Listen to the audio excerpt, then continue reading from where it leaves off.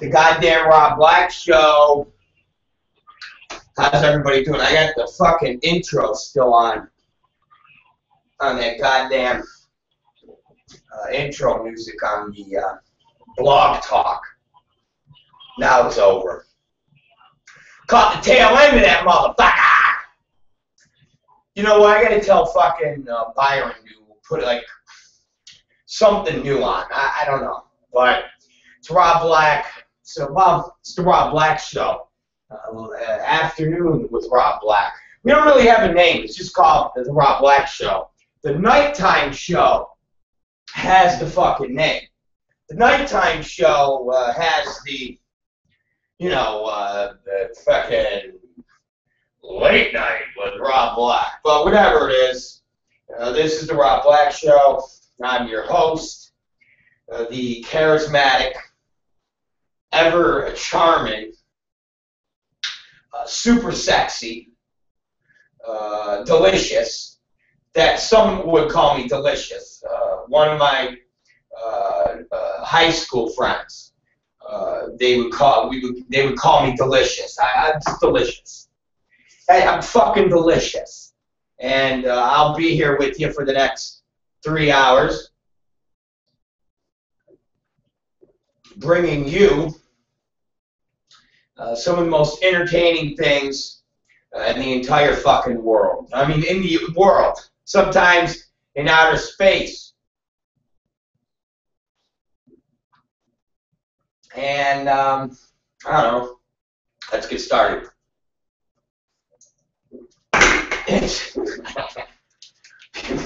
People are like, what the fuck? If you're new to the show, we take you on a fucking roller coaster ride. We talk about pornography. We talk about world events. We talk about fat people. We talk about retards. Retards are always a big hit for me. Seriously.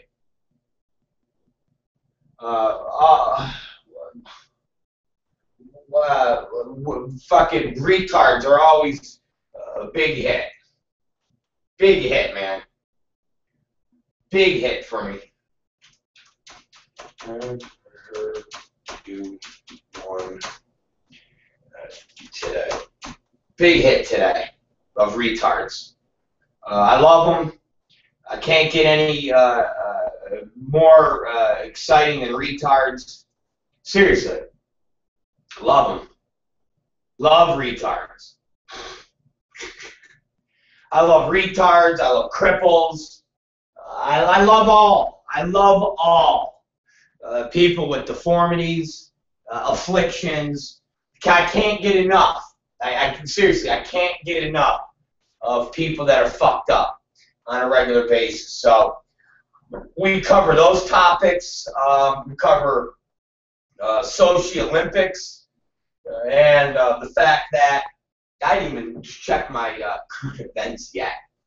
Normally I do the current events in the morning, and I fucking didn't do it today.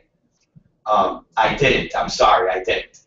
Normally I give everybody a good intro, and we'll talk about a little current events. Sometimes it's exciting when we discuss the Russian figure skater doing her program to Schindler's List. That's always good comedy for to start out. But and you never know with this show. Sometimes we bust out the NFL sanctioned football that has Mario Williams autograph on it, and sometimes we do Heisman poses. It depends. Or we just, it all depends. Or my listeners, I got a bunch of listeners, these crazy motherfuckers, and they just send me racist songs. And they send me racist songs and racist videos. And sometimes we just jam on that. And we give commentary. And then you never fucking know what you're going to get with the ROB Black Show. So, those of you who are new, because we are on YouTube now. We have that YouTube Live, which I guess we've always had, but we just never used it before. There's so many things that we just don't do that are counterproductive into what we should be doing, and it fucking completely it completely fucks us, because I know if we had more people involved with the show, working with us, we would progress amazingly further, and we would probably be in a mansion.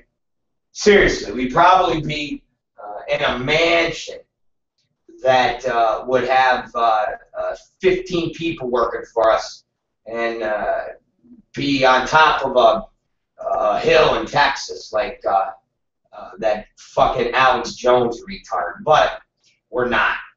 Let me ask you this. For any listeners, fans, non-psychopaths that would try to kill me with a butter knife, if anybody out there lives in Los Angeles or in a traveling radius that would like to help out at the Rob Black Show, maybe even get a job of some form. We don't have any money to pay, except we do have wampum. We have Indian currency. I have a big stack of Indian currency that I could pay you in.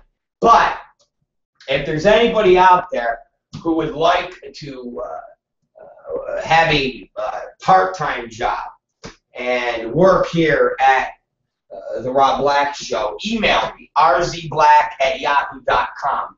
Don't email me with stupid shit. Seriously, there's a lot of things that I would like to do that we just don't have the time to do. You gotta understand, we have live feeds that I can use, and I would love to have somebody out on the street just talking to the bums out there. Just bums, just random fucking bums, and you know, we could just hang out with them and just fucking just really get inside their minds, especially the ones that I talk about all the time. Not just random bums. People do that all the time.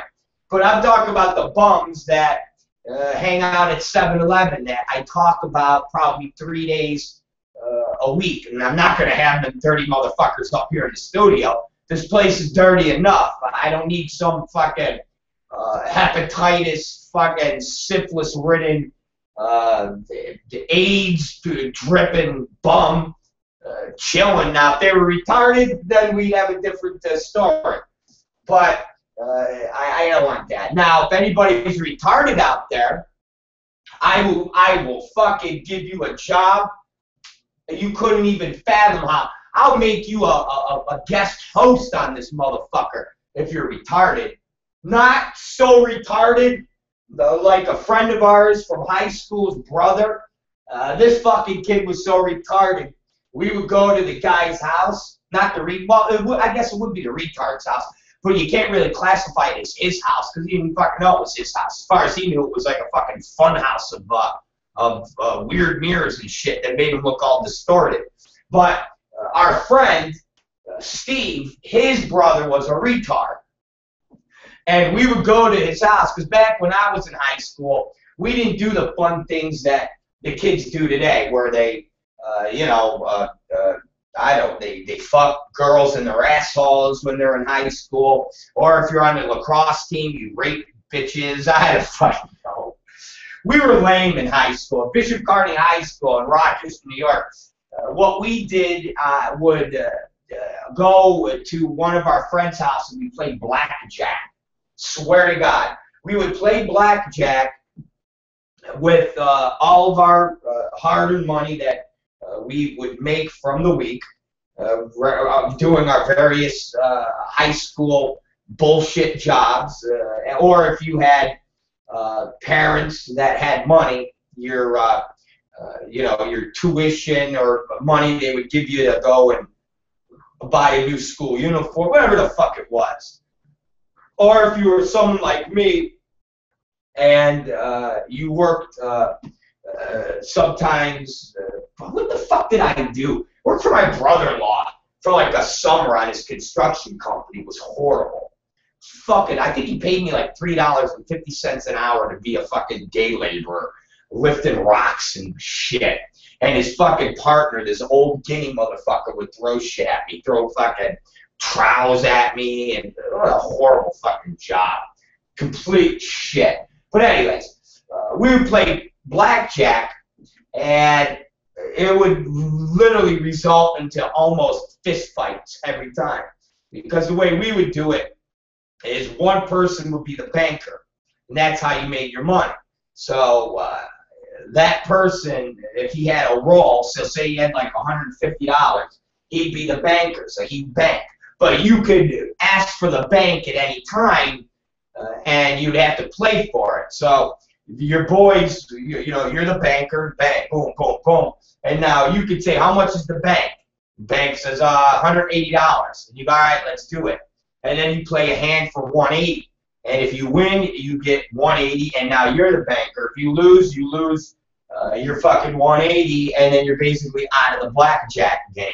So we would have so many nights of somebody going on a roll of winning the bank that there were some times where a kid would walk out of there with $600 in his pocket, and we'd all want to punch him right in his fucking face. Literally, we would set up to basically hang out at my boy's Andy's house or my boy Christina's house, and we'd go there and bring our fucking dope and our booze, and we'd wind up leaving 2 hours later because half of us would be completely broke, all of our money, and fist fights would almost break out.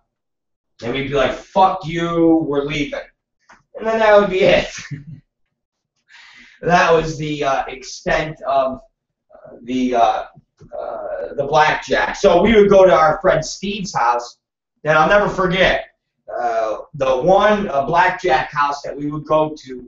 Chris's mom was home, and she had a date. It was a single mom, so she had a date or something, had people over, getting an orgy out. What do I know? And we went to our friend Steve's house, who had a retarded brother. And he wore a hockey helmet. Swear to God, you probably think I'm making it up. He wore a fucking hockey helmet. And the house literally was a cesspool. There was a single mom, and the mom was always out either working or sucking cock somewhere. So Steve would just take care of the retard when the mom wasn't around.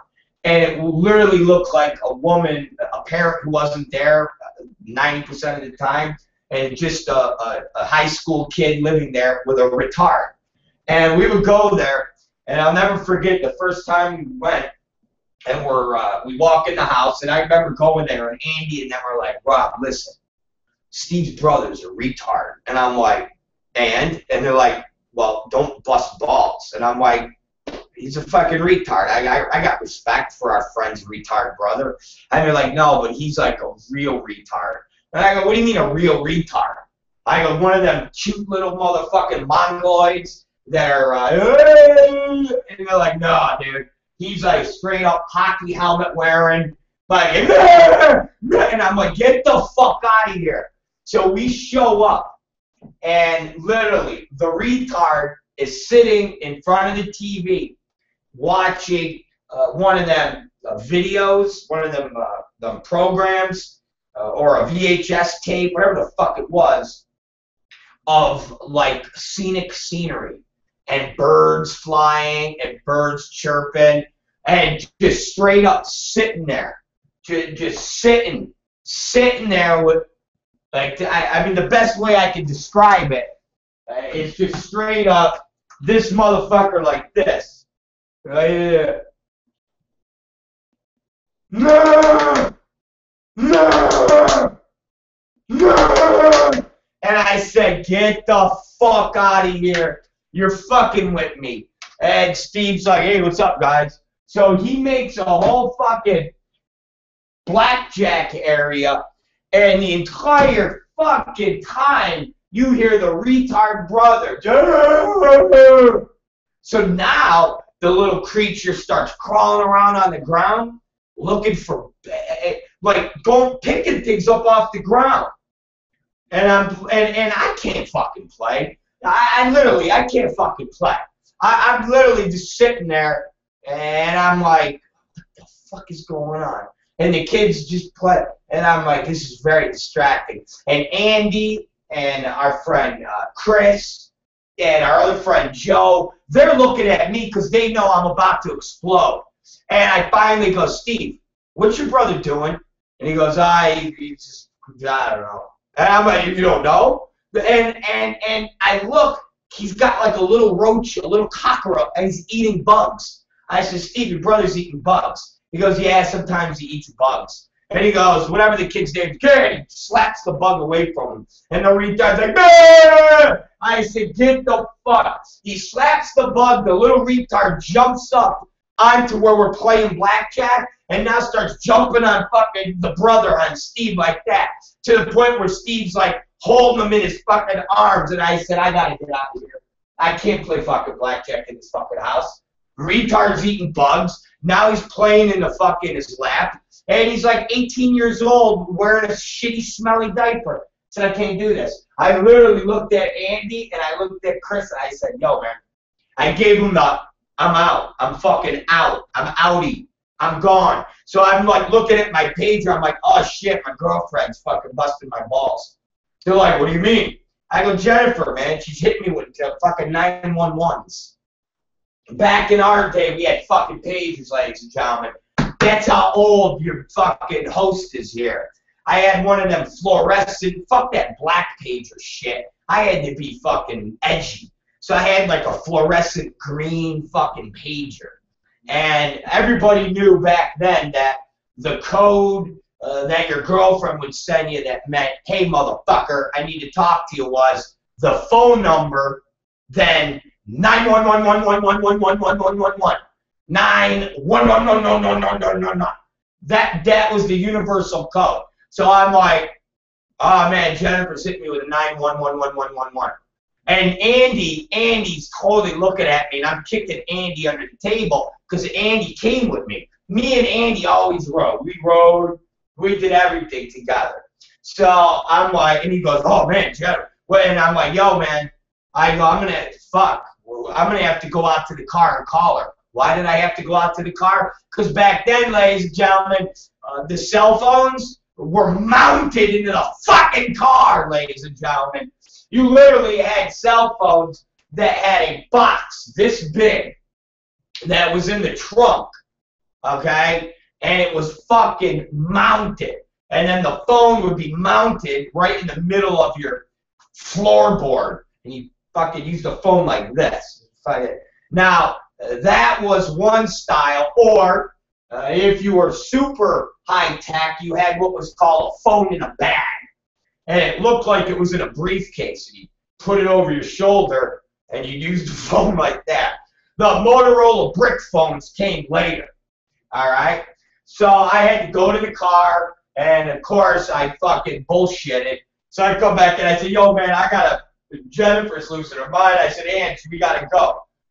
So, of course, Andy's like, hey, man, Rob's on a ride. And everybody's like, no, Andy, we'll take you home. And he's like, no, I got to fucking go. We get out of there. And get in my car. I said, yo, bro. I go, you said he was a retard. But come on, man. Eating bugs, fucking watching, screaming. I go, are you guys out? And Andy's laughing his ass off. He goes, I didn't know he was that bad. I go, bad? I go, you might as well kill the fucking thing, man. He's useless. I go, that's not a happy retard. That's not a life goes on retard. That's a straight up should have been aborted retard. And he's like, you're horrible. I said, horrible? What can he do? Why did he put him in a fucking home, for Christ's sakes? Or send him out to the wilderness and let him fucking fend for himself with the fucking animals out there.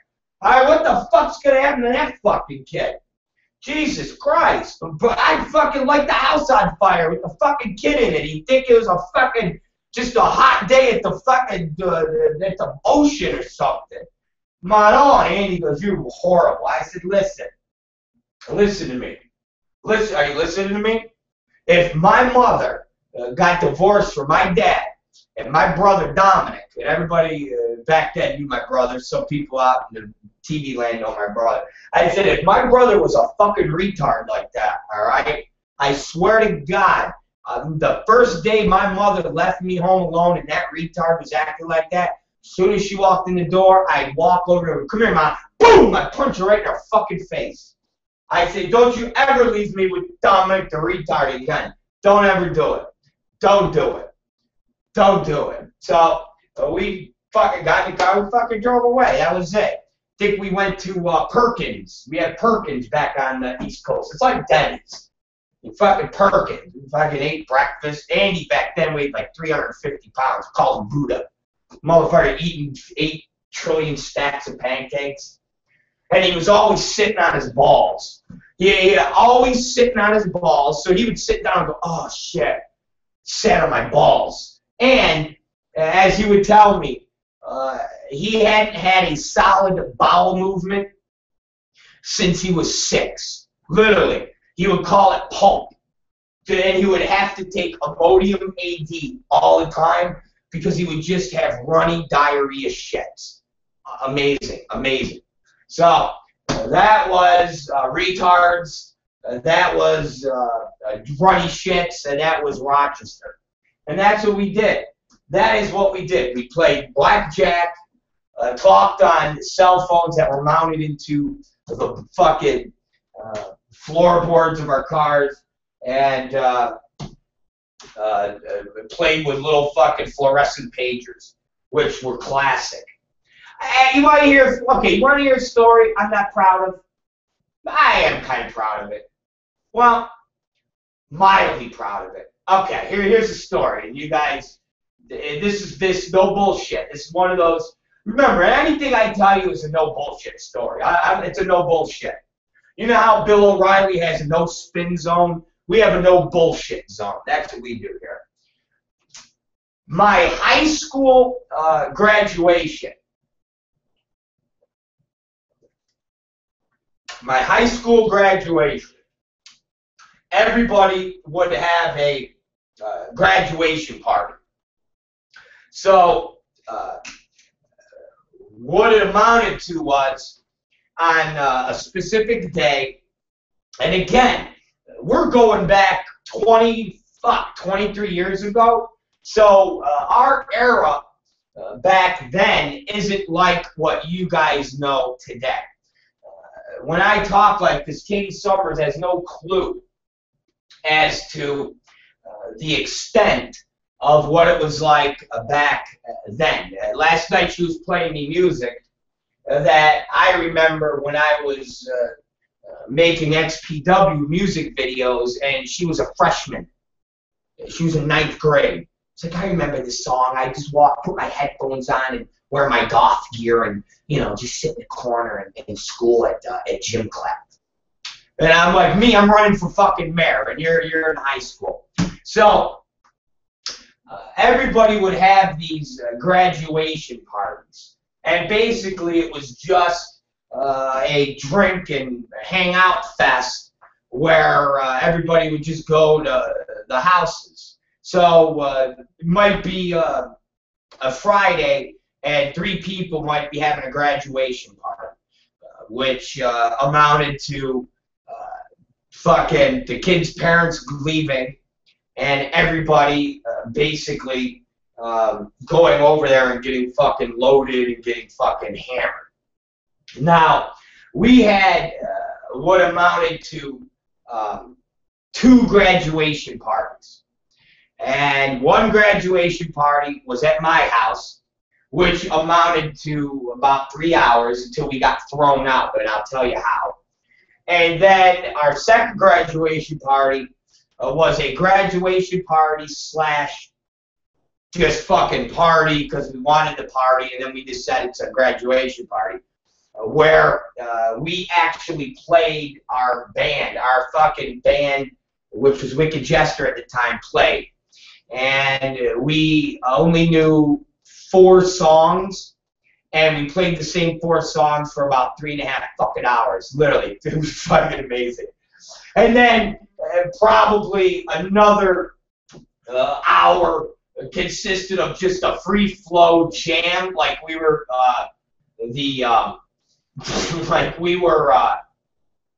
you laugh your asses off. Like we were fucking the Allman Brothers, or fucking just the Eagles, or Grateful Dead, just playing like a 32-minute jam, just free flowing. But back then we weren't real good, so it was just power chords on top of power chords. Horrible. So we have this quasi-graduation party at my house, which I think starts at 6 o'clock, and it was our inner circle of friends and a couple of girls. When I say a couple girls, 5, 6, 7 girls, and everybody just kind of hung out outside, and we drank, and smoke weed. And my parents were gone. They fucking went out to the beach. They went out to the beach, to the Sodas, or they went somewhere where there was like a Lake Ontario where a bounty, and you go and hang out on a boat and get hammered and have dinner, and then it's like a Rochester, whatever fucking thing, some stupid Rochester shit. So they basically are gone until the night. So we are there, and we're drinking beers and fucking smoking weed and fucking smoking every fucking cigarette known to man, and everybody basically winds down at about Jesus. It starts at 6, and everybody starts clearing out at about I'd say midnight. Say about midnight. As far as the girls, so now people are going to other places. So, 8 o'clock, some people leave. Because like I said, a lot of people are having like quasi-graduation parties. So you'd say, hey, Monica, hey, Karen, you guys should stop by the house. We're just hanging out. Okay. So they, a couple girls would stop by, hi, hello, fucking harass each other, and then they'd screw. Not literally screw, but go, get out, fucking leave. And that would, be on the process of the day. So it's about midnight, and my parents come home, and now it's only my core group. It's me, this kid, literally there's like 7 of us, that's it. It's me, my boy Christina, my boy Andy, Big Ange, this kid Joe Fanarosi, everybody's Joe or Andy, this kid Sean, D'Angelo, who's a very intricate part of the story. And there's like 6 of us, 7 of us, our core group, and we're pretty fucking lit. Except for, I think, this kid Hoffman, who's like the driver. And believe it or not, ladies and gentlemen, as crazy as it sounds, back in our day, we didn't drive drunk. I mean, it was a big thing that you always had a designated driver. I mean, it was like legit.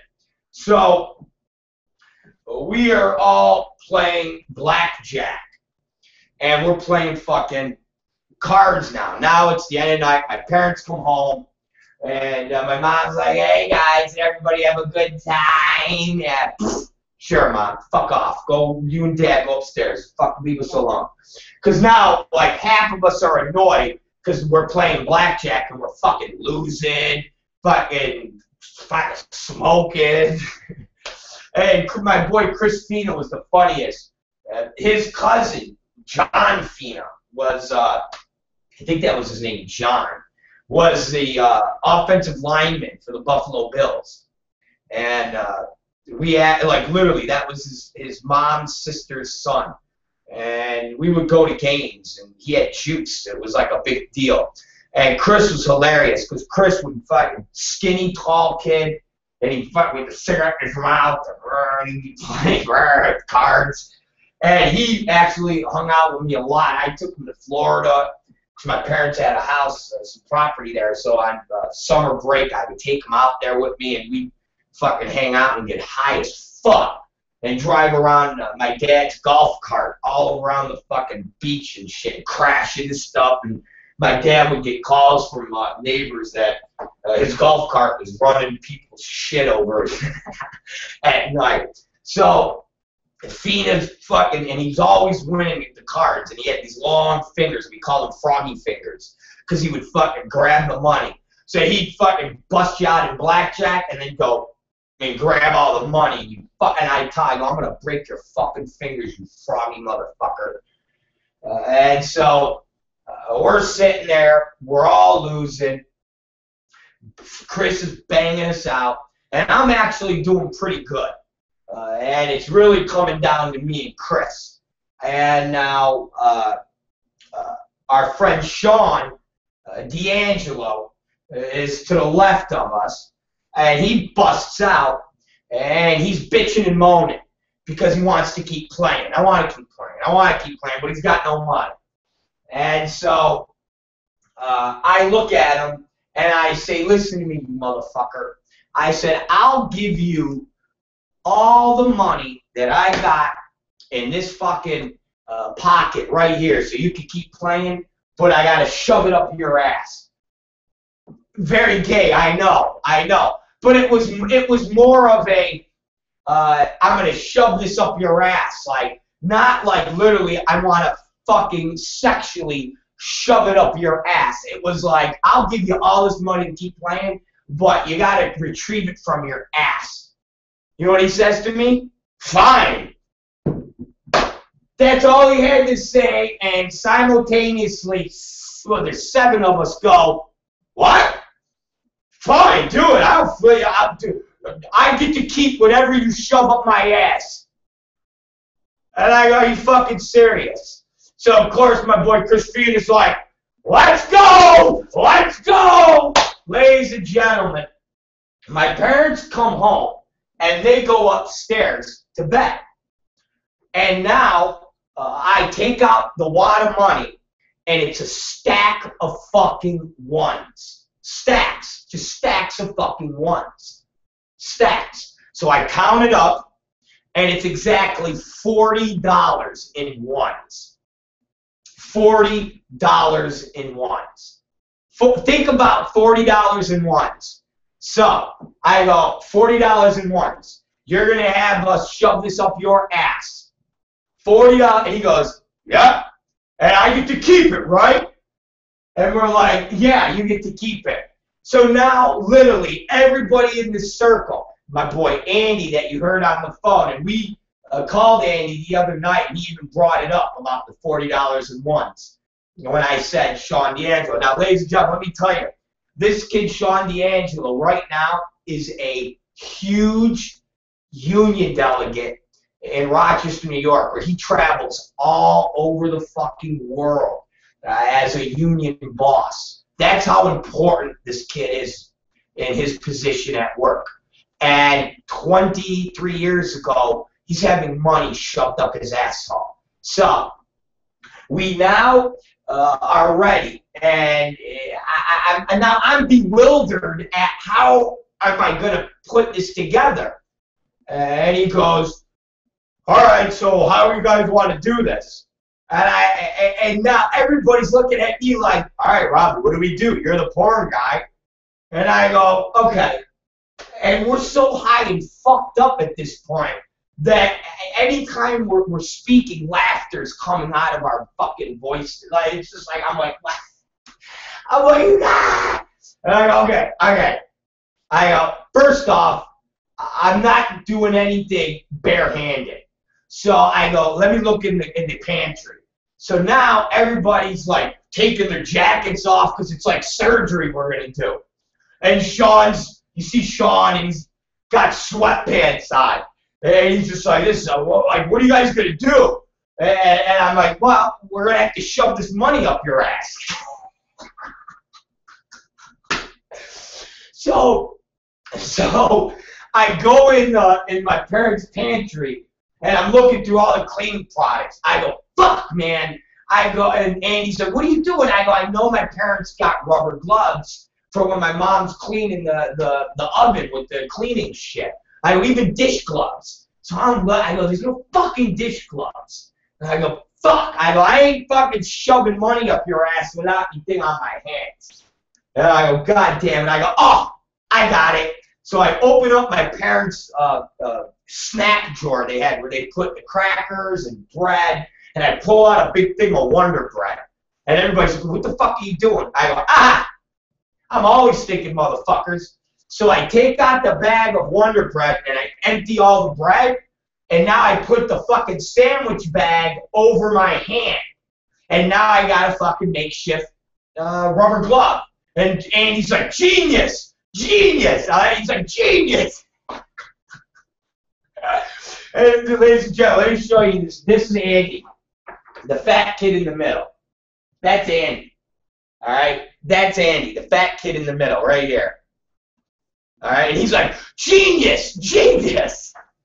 And my boy Chris Fina has got the cigarette in his mouth the whole time. And yeah, I met this kid, Chris Fina's this tall. He weighs about 150 pounds.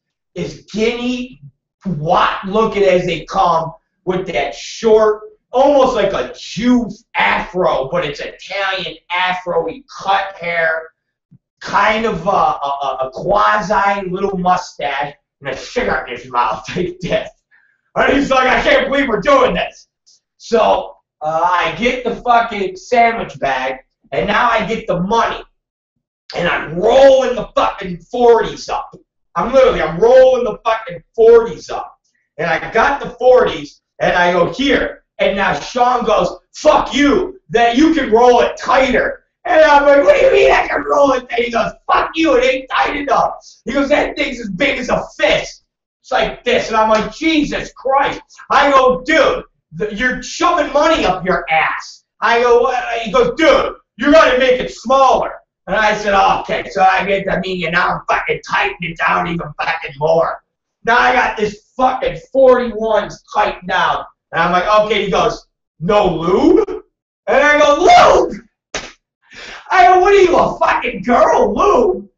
And he goes, lube? Yeah, well, he's going to shut. He goes, that ain't going to go up my ass with just fucking crinkly money.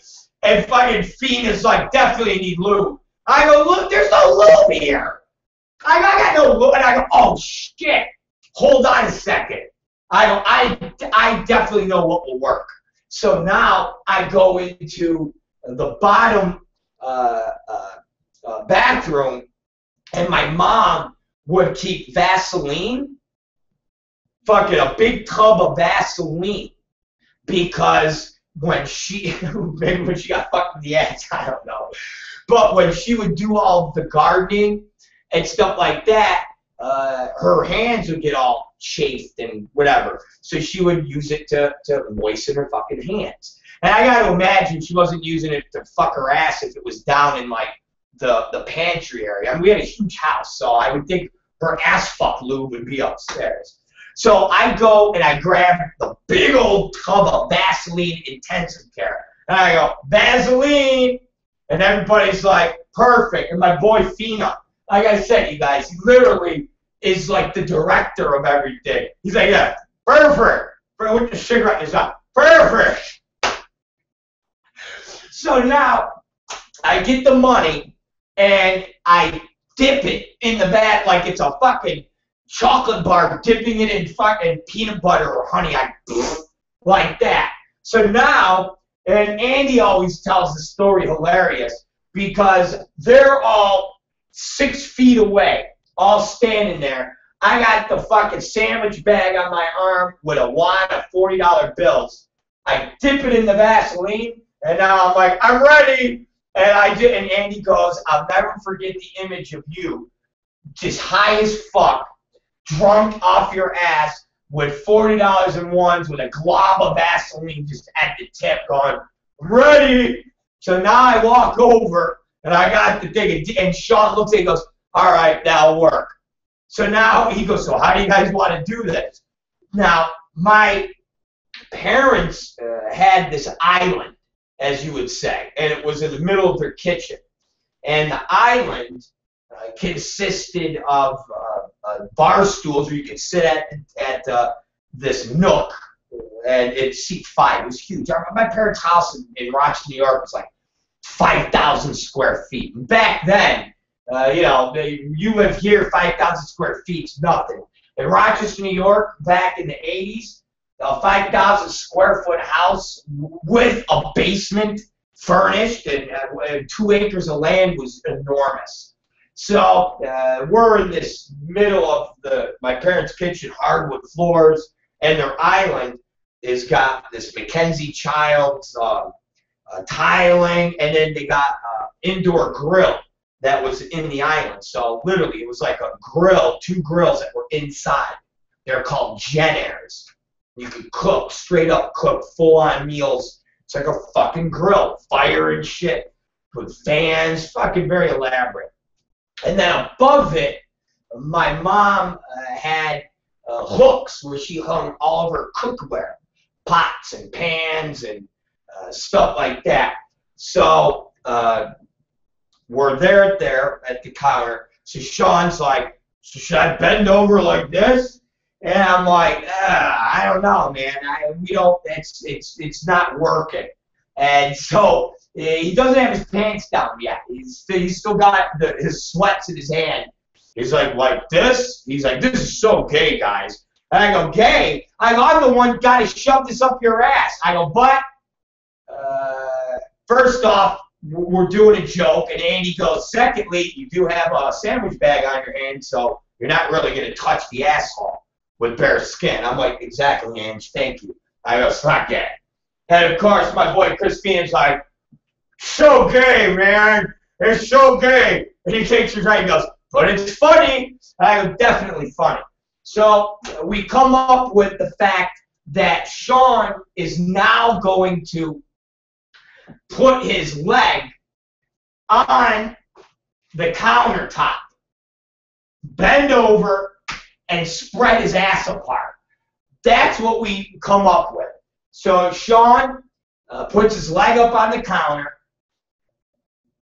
and, well, he first pulls his pants down. So his pants are down to his knees. And what's hilarious is he's cupping his cock and balls. And I'm like, why are you cupping your cock and balls? He goes, because I'm embarrassed. I go, you're embarrassed? I go, you're bending over, spreading your asshole apart, and we're shoving money up it, and you're embarrassed? He goes, yeah, I'm embarrassed. I said, my own. So now he gets his leg up there, he cups his cock and balls, and he's got the leg, and he's spread. So now all 6 of my friends all now go around the counter and are now behind me as if they're a catcher or a umpire catching for Johnny Bench. So I'm like this, okay, and I got the fucking money, and I can't stop laughing.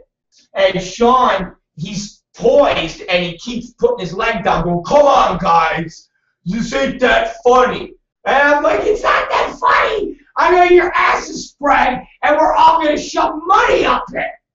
And literally everybody's just like, it's that uncontrollable laughter where we're just like, ah, stop, and nobody can stop laughing. So he put his leg up and then put it down and go, come on, guys, if I'm going to do this. So now he's getting upset that we're making fun of him while he's spreading his hairy asshole open on this counter of my mom's house. So now everybody's behind me, and I'm like this. So I literally got Andy here. I got fucking Fina here with the cigarette burning near my fucking face. I got 2 Joes behind Andy. I got Fanarosi and Fico behind here. I got a Hoffman behind. I mean, literally, it is stacked up, and we can't stop laughing. And I'm like, all right, are you ready? And he's like, yeah. I go, Sean, you got to spread your asshole open. And he's like, what do you mean? I go, dude, right now, I'm going to have to wedge it in between your butt cheeks, and it's just not going to work. And he's like, oh. So now he puts his leg back. He was like, oh, man. I'm like, dude, I know it's disgusting. But you got to spread the cheek apart, man. You really, I know you're, he's like, all right, man. He goes, all right, this is it. You guys, I'm regretting doing this now. I'm the one with a sandwich bag on my hand full of 41s with a wad of lube on it. Jesus Christ, you're regretting it, I'm fucking regretting it. And our boy Christina, I swear to God, he's like this, come on, just do it already. He's so pissed off. He wants to see this fucking money up Sean's ass in the worst way, man. He's like, come on! And we all look at Chris, and we're like, Chris, all right, calm down. He's like, if we're going to do it, let's just do it. And I'm like, all right, Sean, let's go. And he goes, fine, you guys got 1 shot. So now Sean is mad at us like we're forcing him to be raped by a $40 wad of ones. So now I'm like, all right, here it is, man. Here it goes. And you guys gotta understand, this isn't some sexual gratification where I'm gonna put my hand on his hip and just nuzzle this $40 into his fucking asshole. Guys, no, that's not what we're doing. We're cramming it up his ass. We are fucking the New York City Police Department back in the 80s when they beat the shit out of this black guy and violated him in his rectum with billy clubs. That's basically what we're doing. He knows it. There's no love making going on. This ain't us nicely nestling this money up his ass. This is going to be a violent act. Don't you guys understand this? You're thinking that we're all sitting there doing a beautiful homosexual act where we're taking this and holding his hips going, breathe for us, Sean. Just breathe. No, this is a straight up violent. And that's what he knows is going to happen. We know it's going to happen. We know there's going to be extreme amounts of pain right now. Do you get it? That's why it's like a lethal injection. All right? A fucking death penalty carried out. Sean knows it's going to happen. We all know it's going to happen. It's just a matter of at the precise moment when it's going to happen. So I'm like, all right, are you ready? And he's like, yeah, just do it. And literally, it was like slow motion. You could see the sweat dripping off my face, off Andy's face. Fucking Christina, he was like, yeah. And on the count of 3, and it ain't no lethal weapon on 3 or on and 3. It is literally, are you ready? 1, 2, 3. And I take this money and it transfers, literally. This is the only way I could describe it. This is the wad of 40s. Of course, it would be thinner. But I have it like this. Glob of Vaseline. And I'm like, are you ready? And he's like, yeah. I'm like, are you ready? And he's like, yeah. He's got his ass, and you can see his fingerprints in his ass. And I'm like, Sean, I go, spread your ass, because it doesn't fucking go. And when you just hit your cheeks, you got to do it again. And he's like, fine. And he spreads it. I'm like, you ready? And literally, as the sweat is beating down our heads, and remember, we are fucking just sweat, and we are laughing our fucking asses off. Just literally laughing our asses off. And I'm like, okay, here it goes, man. Here it goes. And I kick my arm back. As I kick my arm back, I shift the 40s from my fingertips to my palm. So now I have maximum push. So it's not fingertip push. It goes here, so it hits. So it goes boom, boom. I fucking boom, in, push. As hard as I mean, literally, it's like that. I basically, my bread hand that's covered, that money goes in the hole. You hear the fucking smack of the butt cheeks. The money, some of the money rips. He fucking screams. He jerks his head up. The fucking pots and pans from the top fly off the fucking ceiling. Literally fly off the rails that my mom's got. Fly across the kid. I mean, it's like an earthquake in the fucking, and now we're, we're laughing. Literally, I mean, we are fucking, we can't stop. The glass hits the ground, splatters. I forget my motherfucking parents are home without a beat.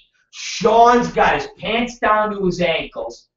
The money is in his ass. So he's literally, so you guys can't see it, he's literally like this. Ah! Like this. Pants are down. We're screaming. And you hear, motherfuckers! You sick motherfuckers! What are you doing?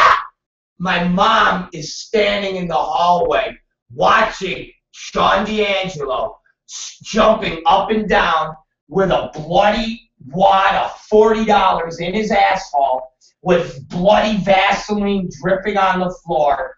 I'm standing there with a fucking bread bag, fucking screaming and laughing. Christine has got the cigarette now. It's burning on him. Fucking, I mean, literally, people are pissing their pants. And Sean's just screaming with a bloody asshole full of Vaseline. He's screaming. Now my mom, you motherfuckers, you sick motherfuckers, get out of my house. And now everybody's like running. Literally, oh shit, Mr. Gary, what's up? Get out, you sick bastards. And half of us that know my mom, and we've been around her all my life, we're not leaving, we're laughing. Federosi, a couple of the kids that are kind of new to our clique with my mom, who've only met her like once, they're like scurrying to get out of the house. And my mom's like, you motherfuckers! And fucking Andy's like, oh my God! Oh, and my mom's like, I can't believe you, Andy! You, Christopher! And D'Angelo's pulling up his fucking pants. He's pulling up his fucking pants. He's got the wad of 40s in his fucking hand. And it's Vaseline and blood. And he's running out of the front door. And my mom's like, you sick motherfuckers! And they fucking get in their car. They take off. And we can't stop laughing. And my mom's yelling at me and Andy and Christy. She's like, I'm just mortified by what you... And the whole time I had a bloody, shitty sandwich bag on my right fucking hand. And I can't stop laughing. And now my dad comes down. And my dad's like, because he's half fucking drunk because they just got back from... So what the fuck is going on? And my mom's like, do you know what your son and his sick son of a bitch friends are doing? And my dad's like, got this look like, what did they kill? And he's like, what? What? And she goes, that one of the boys had a bleeding eye and he was just jumping up. And we're like, what? And my dad's like, what? What? What? What are you doing? What? And Christina's like, dog, we shove money up a guy's ass.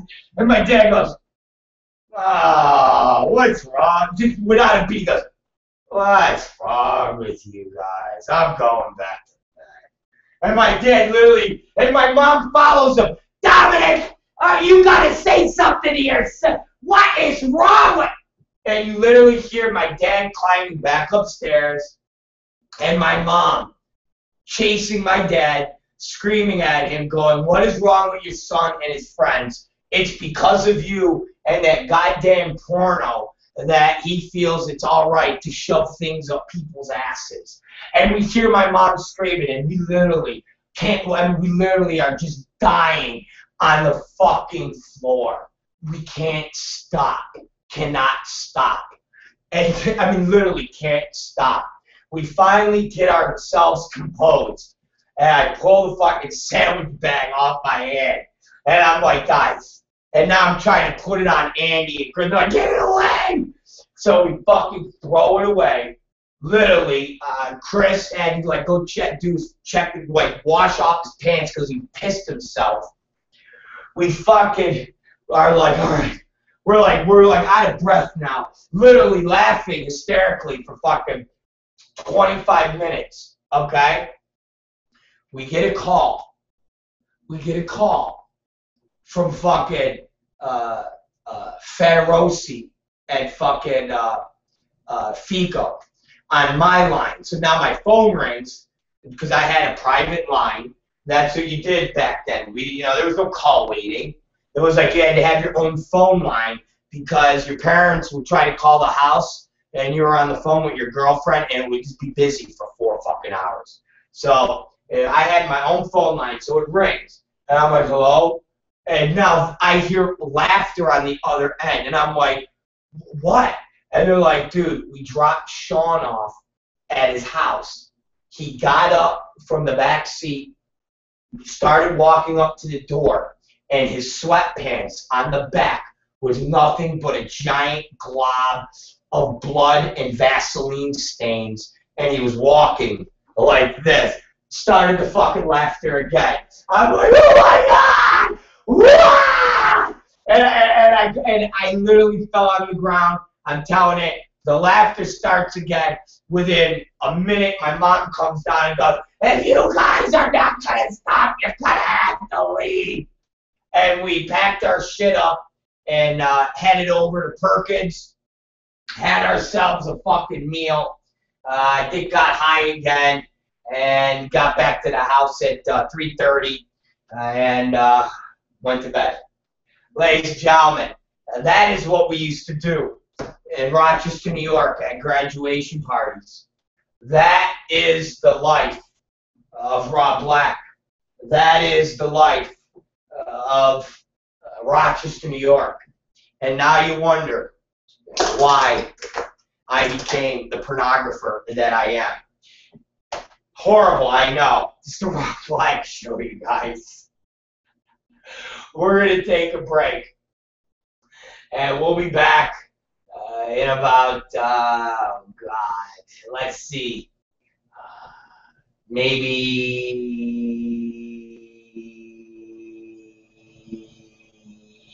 6 minutes. 6 minutes. Can you guys handle that, or are you going to cry like little bitches? I hope not. Back here at 6 minutes and 37 seconds. It's the ROB BLACK Show. I am your host, Rob Black. Thank you for being here. And when we come back, we'll probably talk about ass rape of homeless men with dwarfs and retarded people with multiple sclerosis. It's the ROB BLACK Show, and we'll be right back.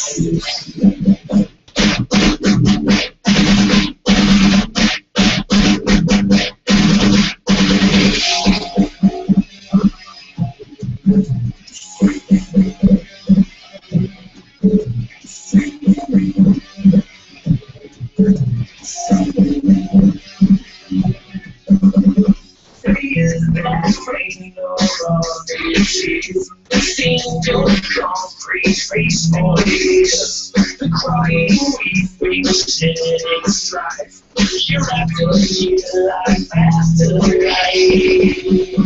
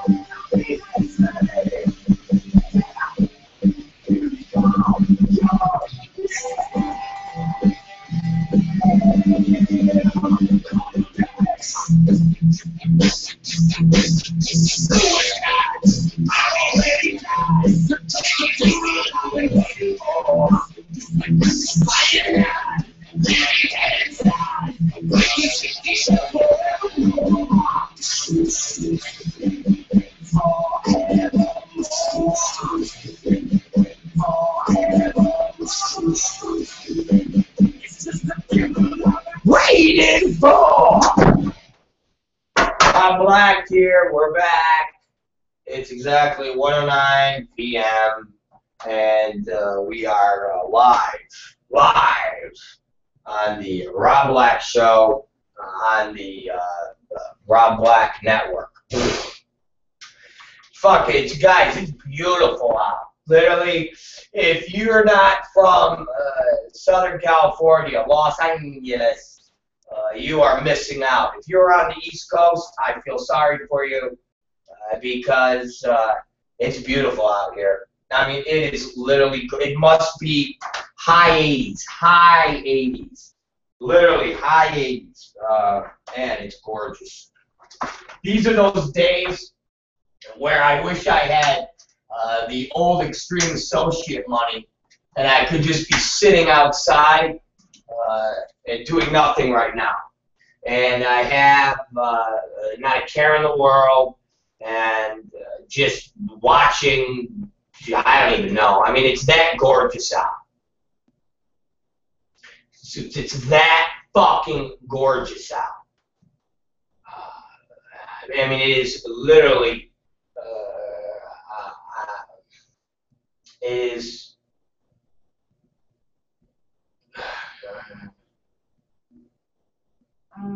is beautiful out.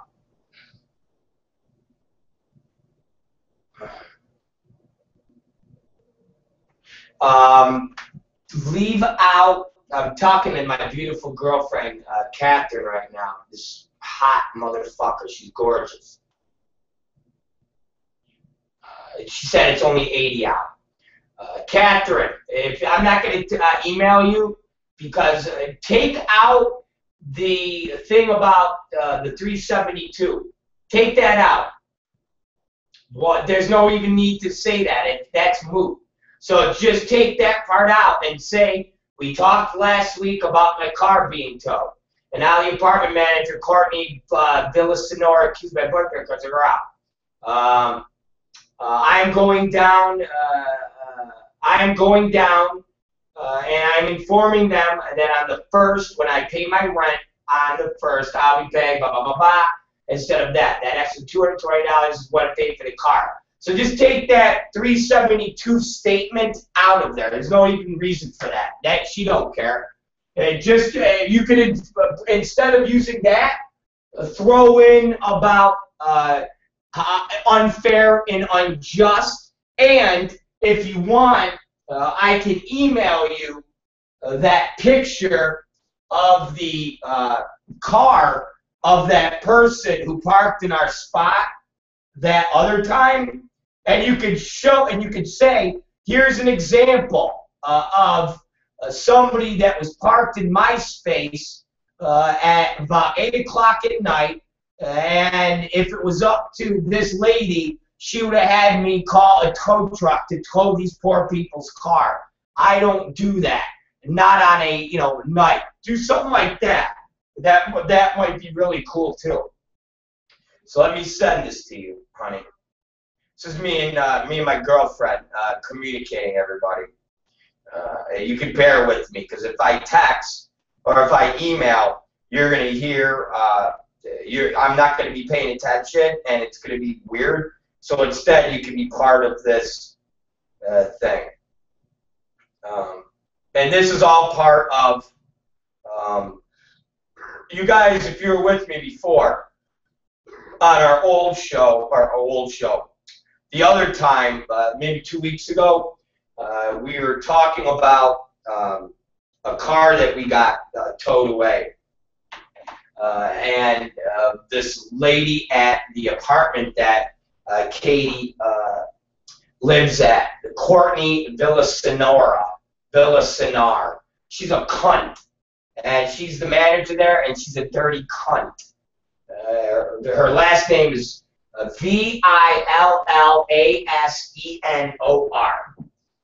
And she's a lying cunt. Courtney, and she's gross, and she's got herpes in her fucking lips and face. Literally, you talk to her, and some days she's got these boils right above her lip and under her nose. She's a disgusting piece of shit. And just a human garbage, a human dump of shit. Anyways, I told Katie to present them the tow bill where she got towed, and to tell them that next month her rent is going to be minus the $200, and she's taking it off the rent. And whether they like it or not, and if they want to sue her for the $200 or evict her for the $200, so be it. But she ain't paying the $200 fucking dollars. And I told her to notify the you know, the main office branch of this apartment building, not just the manager, Lady Courtney, but her superiors. That way they have the next 10 days to realize the pain that's going to come and the drama that they're going to get involved with. So that's what we're talking about. And I'll give you guys updates on that. Anyways, I get a music calendar, ladies and gentlemen, from AEG. Fucking this screen, I got to switch out monitors because it fucks up, and I got to switch this shit out. It's a pain, right? There we go. I got a couple new monitors from my boy Todd, and one of them doesn't work. He gave me free equipment, and some of the equipment I got to get back to him because it doesn't work, and swap it out with other equipment that he has. But I'm going to give him the equipment that doesn't work because I don't want him to think I'm just stealing equipment and taking advantage of him. But one of the monitors he gave me doesn't fucking work. It's like broke, and it hurts me inside. I decided to shut up with you. Anyways, I get this calendar from AEG of all the bands that are coming up, and if I want to buy tickets to go see them. I basically am looking at a band that I have to go see, and I want to inform you of this. And the name of the band, well, it's not even the name of a band. It's one person. And I'm telling you, I've got to go see him. He will be here. It's amazing. I've got to go see him. Seriously, you think I'm joking, guys? I'm not fucking joking. You think I'm playing games? I'm not playing games. I'm not fucking playing games. And let me tell you, the man, wow, there's a whole bunch of people coming up.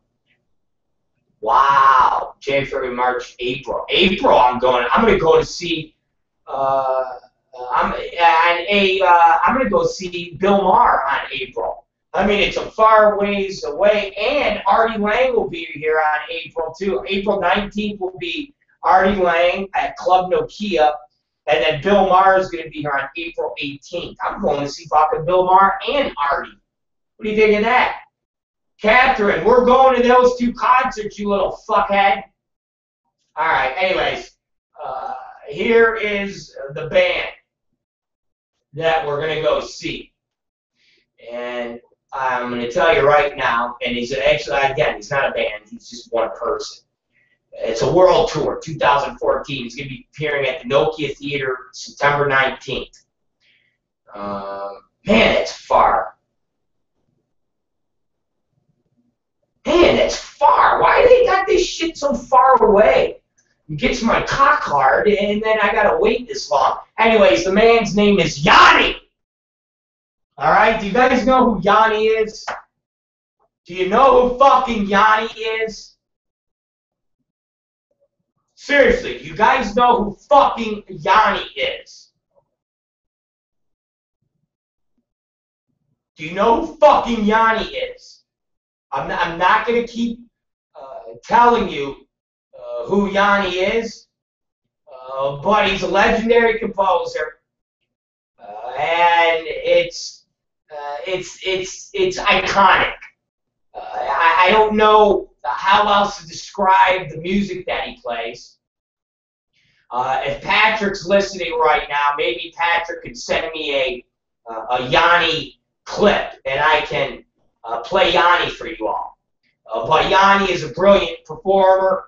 He's not quite as good, I will say this, I feel, as Zamfir, master of the pan flute. I will say he's not as good as Zamfir, master of the pan flute, but Yanni kicks fucking ass, all right? Yanni is legendary, and I'm going to go see Yanni. It's not happening until September. Fuck me, that's a fucking long ways away. I might have to find out if Yanni's playing anytime sooner. It is a world tour. If Yanni is anywhere within an 8 or 9 hour radius, I might just go see Yanni then. I just might go. Jack Smack. Somebody find me music from Yanni, motherfucker. Somebody find me Yanni or Zamfir, master of the pan flute. How long do it's normally, ladies and gentlemen, I got to tell you, it's normally when I'm doing the show, I have a couple of my listeners that will inundate me with clips of racist songs talking about nigger, nigger, nigger. They inundate me with retard clips. They inundate me with fucking Jew clips, Jews getting burned by Nazis. They send me fucking girls that have shit their pants. Now, today, I get a big nothing. I get a big fuck you. My crew sends me nothing. Very inconsistent, you assholes. Very inconsistent. I'm very ashamed of you guys. Thank you, Patrick. Thank you. Here it comes, ladies and gentlemen. I was waiting for this. Yanni in concert, ladies and gentlemen. Here it is. Let me get him. He's legend. Legendary. Legendary performer. And I don't know if I can wait until September to see Yanni. But here's Yanni right now, ladies and gentlemen.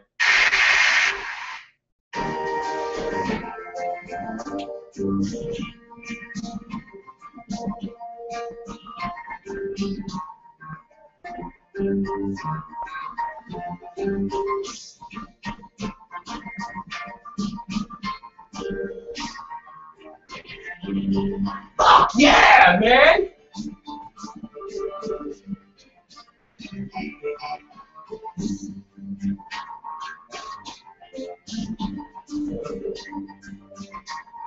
Yanni, buddy.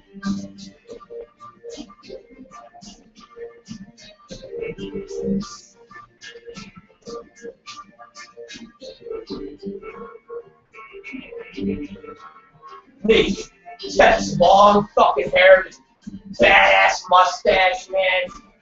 I mean, literally, this motherfucker's the most handsome motherfucker in the world. I would take a wad of $40 bills and shove them up his ass any day of the week.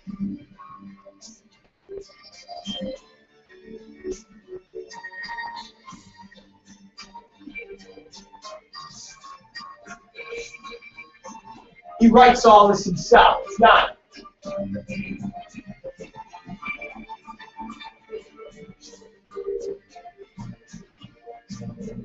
Look at that. Yeah.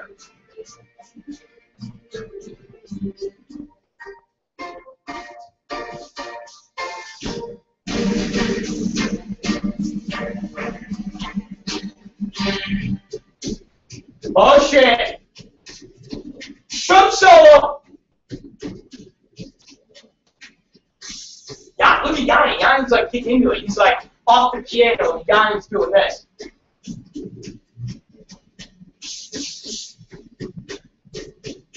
Yanni! Ah, yeah! Fucking Yanni, guys. That's Yanni. Jesus Christ. Popping. He pops a fucking crowd.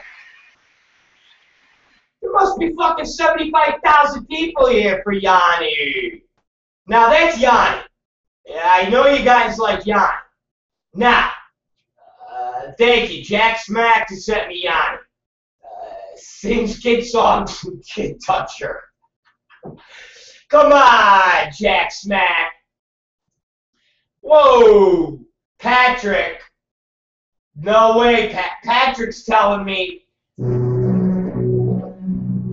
that Bill Conti is better.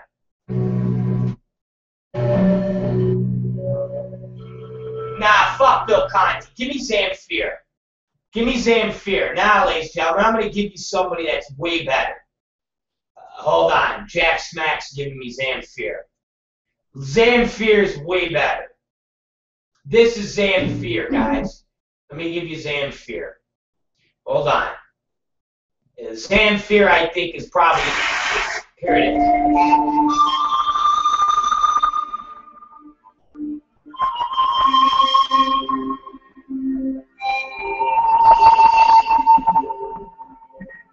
Lonely Shepherd, Sam Fear.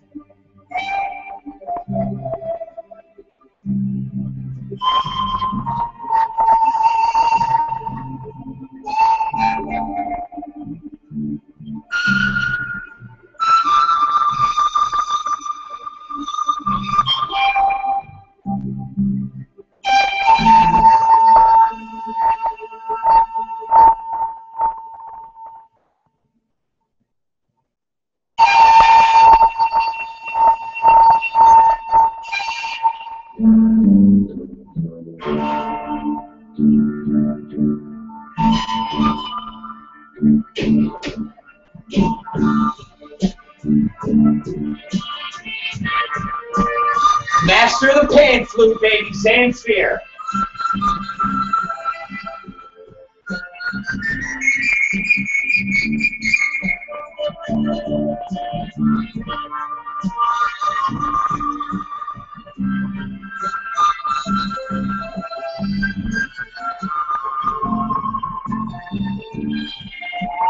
Hands down, am I wrong or am I right, ladies and gentlemen?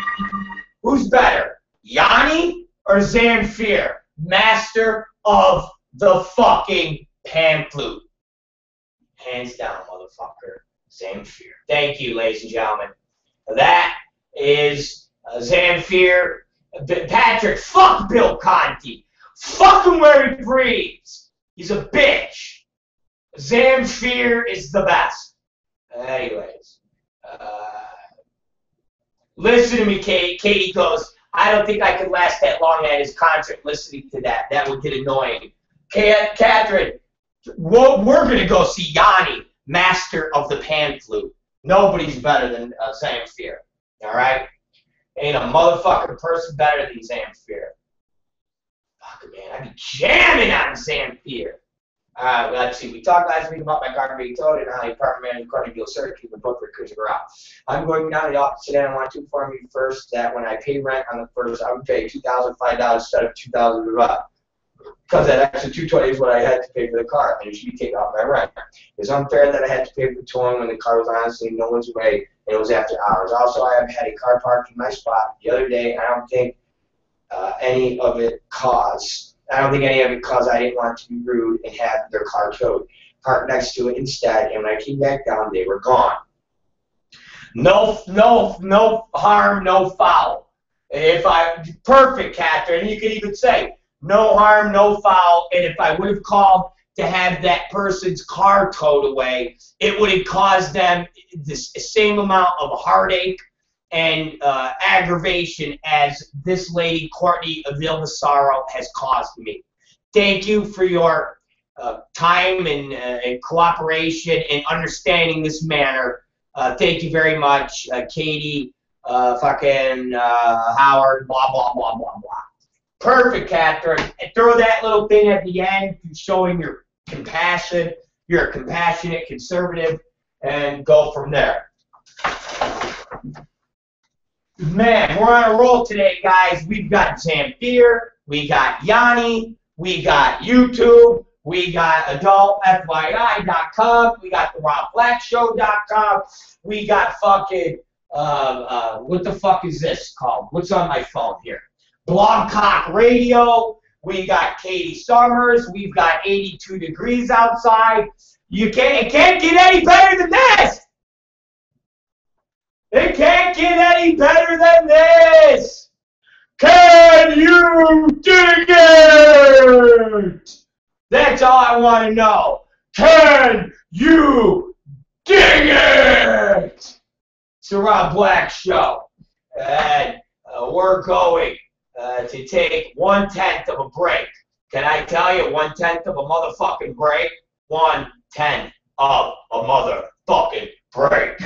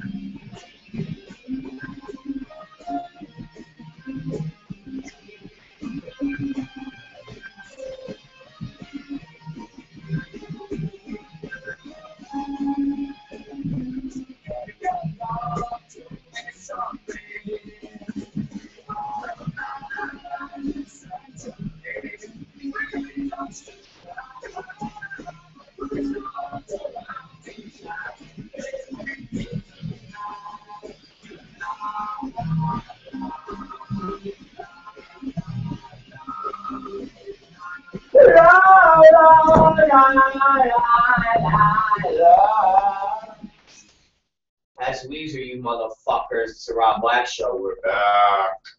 It is the Rob Black Show, and we are kicking ass as always. We are kicking ass as always. Fucking Patrick sent, just to, not to keep drudging on the last segment, Patrick sent me the Karate Kid pan flute music.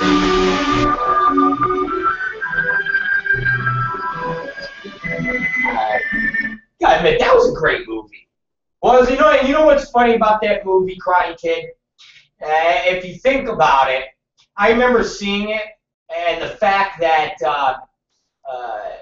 they made reference that Daniel was from the bad part of Los Angeles, and if you guys remember, it was referenced that he lived and he was from Reseda. Remember? It was like, because I'm from Reseda. You know where fucking Reseda is? It's like fucking 10 minutes away. Okay, Reseda's in Northridge. And it was always amusing to me that when I moved out here to Los Angeles, California, in fucking 96 or 95, and I remember it was so funny. It was pretty funny because I was staying in Woodland Hills, or I should say, yeah, I guess it would be Woodland Hills, in that area, Woodland Hills, and I used to have to drive because what's it called? The Elegant Angel building was in Van Nuys, and to get into Van Nuys, I took Roscoe Boulevard.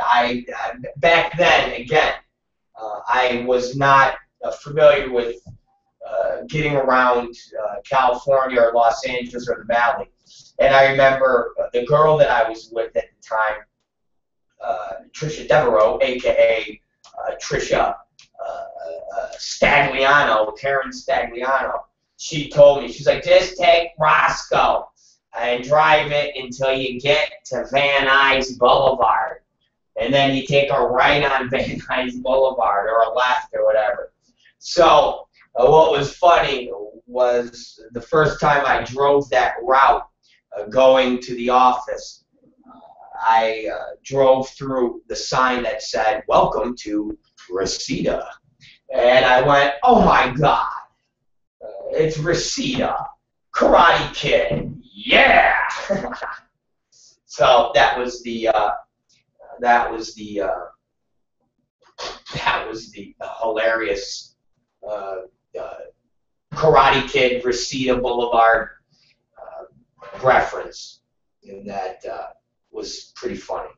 So I told guys, Jesus Christ, I told everybody,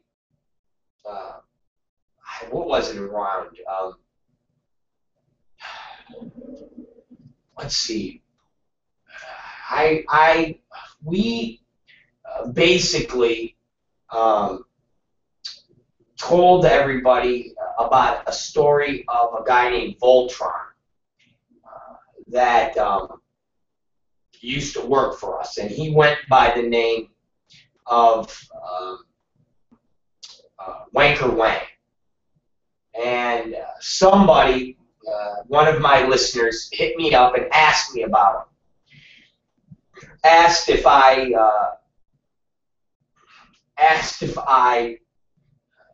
was familiar with him, and if I knew anything about him, and so forth and so on. And I said, no. Did I know anything about him? Of course I knew everything. He worked for me, dummy. I'm the one that brought him into the business. I'm the one that basically gave him his start. And I told the story probably, what, 2 days ago, I think? Was it Thursday? I think I did it Monday. I think Monday was the story. And we actually have it written out. But I explained to y'all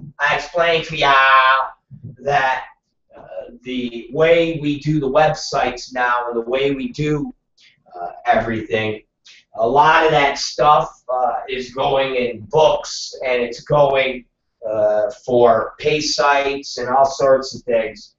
We're not just loading up the websites with story after story, and we're not doing porn stories and press releases and stupid shit like that. We explained to everybody that our business was not focused on 6 hours a day of pornography. That is not going to get us a national television deal. It's not going to get us anything of substantial interest of talking about people with AIDS and people with gonorrhea, unless they're full-blown AIDS, crippled with syphilis, dripping from their eye sockets, and they look like a video from 28 Days, and it's basically called 28 Days After You've Been Exposed to John Stagliano. Other than that, I could give two shits about who's doing what. If something hits me funny, then we talk about it. If it's not that funny, I'm not going to just talk about porn just to talk about porn. It's fucking pointless. Our world is much bigger than talking about who's who and who's what and stuff like that. It's just retarded. So we basically spend a certain amount of time on porn towards the end of the show, and if something is amusing, if something is relevant, then we talk about it. If not, we've got a ton of other stuff to actually speak on. So we discussed good old Wanker Wang Voltron when he worked for Extreme Associates, and we gave him a job and so forth and so on. And at the end of the Voltron Wanker Wang story, I told you guys of another murderer, suicide person that worked for me, and I told everybody that at a later day we would talk about it. And last night I got hit with a bunch of emails from people asking me to please talk about another murderer, suicide person of Extreme Associates, ROB Black folklore. And I said, okay. So today, being Suicide Murderer Day, I'm going to address that. It's always entertaining and fun to talk about murderers and suicide victims and things like that. So basically, ladies and gentlemen, without further ado, let's talk about the man, the myth, the legend, and he goes by the name Israel Gonzalez. It's a entertaining story, to say the least. And when I say entertaining, I mean not that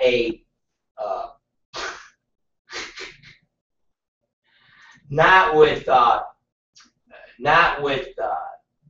the entertainment value of people getting killed and things like that. But yeah, people getting killed. Anyways, oh man.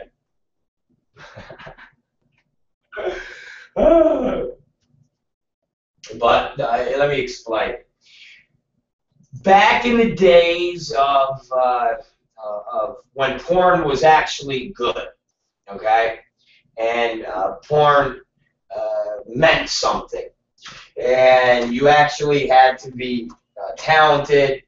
You actually, and that's not just from the directing standpoint, but you actually had to be a good performer. You actually had to look good. You actually had to you actually had to be something to look at. Yeah, seriously, you actually had to be somewhat attractive. There was no BBW porn. There was no fucking stuff that was ugly.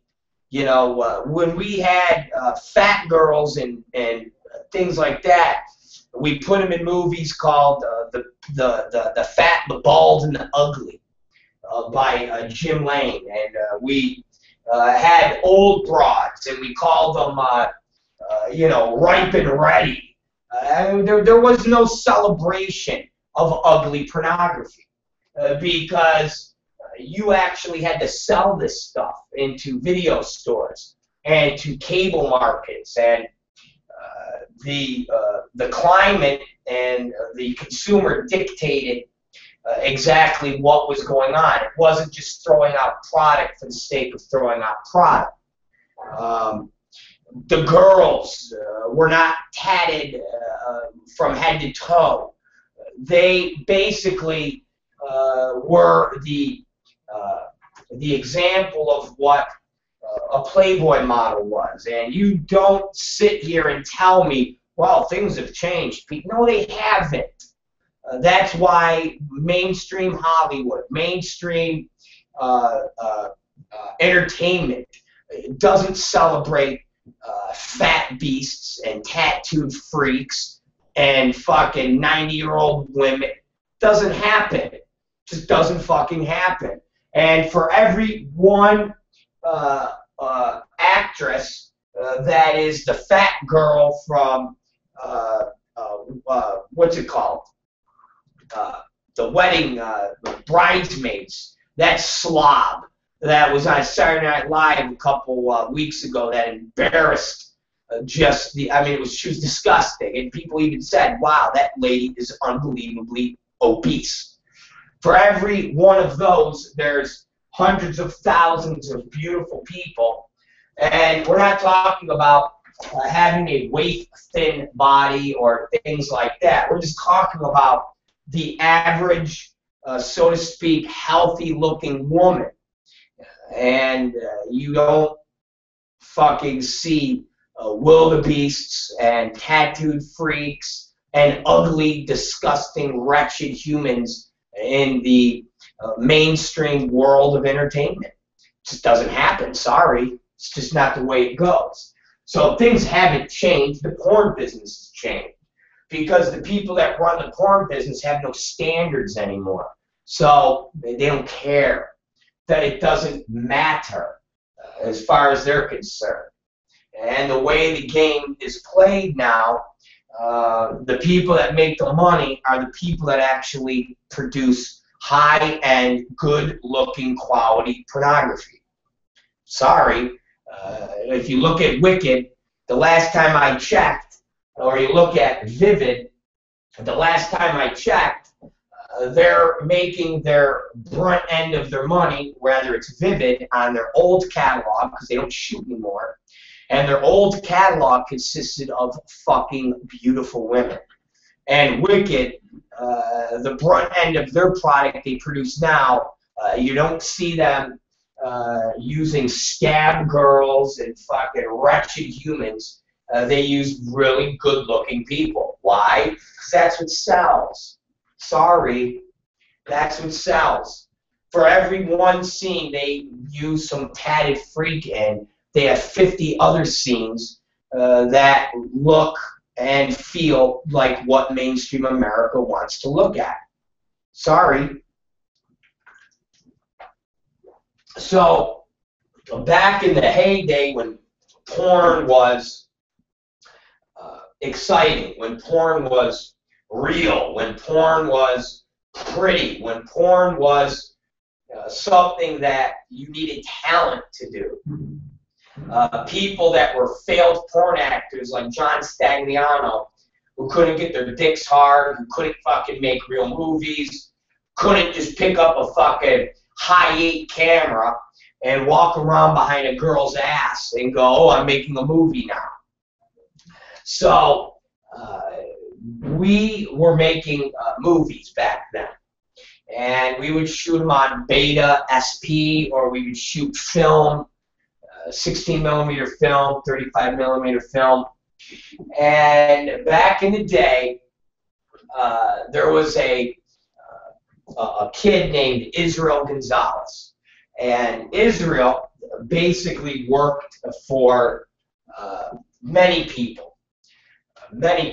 And he was a set designer slash cameraman slash PA slash anything you needed. And his main job at the time was working for this person named John Bowen, who at the time started his career as a set designer slash wardrobe man. And he got his big break when he started working for my uncle at Zane Brothers, Zane Entertainment. And he came up with the concept to take the business of what he was doing and basically having these beautiful sets and beautiful costumes and making the talent and the girls do really hard core scenes. Very Greg Dark. You got to remember, a lot of us that made porn back then borrowed, stole directly from a guy named Greg Dark, who was a legend in the business. He's the man that created the movie New Wave Hookers. Let Me Tell You About White Chicks, White Bun Busters. Let Me Tell You About Black Chicks. Greg was, without a doubt, a man that really set a tone for the artistic side of this business. And back in the 80s, he created pornography that was hardcore. So you had DPs and you had facials and the real harder-edged fodder of what was happening in the business, but he shot it as a film. And he created this amazing imagery with lighting and costuming and dialogue and scripts and stories. And I mean, Greg Dark was somebody that was really just a genius back then, because nobody was doing the movies that Greg Dark was doing. The promotion, He had the Dark Brothers. I mean, literally, he worked for VCA. It was for a man by the name of Russ Hampshire, who owned the company and actually also had the vision to let this man, Greg Dark, create these amazing movies. So people like myself, John Bowen, we basically borrowed from Greg Dark. And a lot of my early reviews that I got when I was coming up would say Rob Black was one half Greg Dark, one half Quentin Tarantino, and sprinkle in complete disgustingness, and what you got is extreme, and so forth and so on. So for me, Greg was a huge influence because not just the hardcore edge that he did, but also with how he did it, with the filming, with the editing. You know, Greg didn't really do dissolve cuts. Greg did a lot of jump cuts and things that nobody had done in porn because that was wrong. Because the people that were controlling porn back then were all about dissolves and all about these zoom-ins and pan-ins, and Greg didn't do that. Greg had a very stylistic,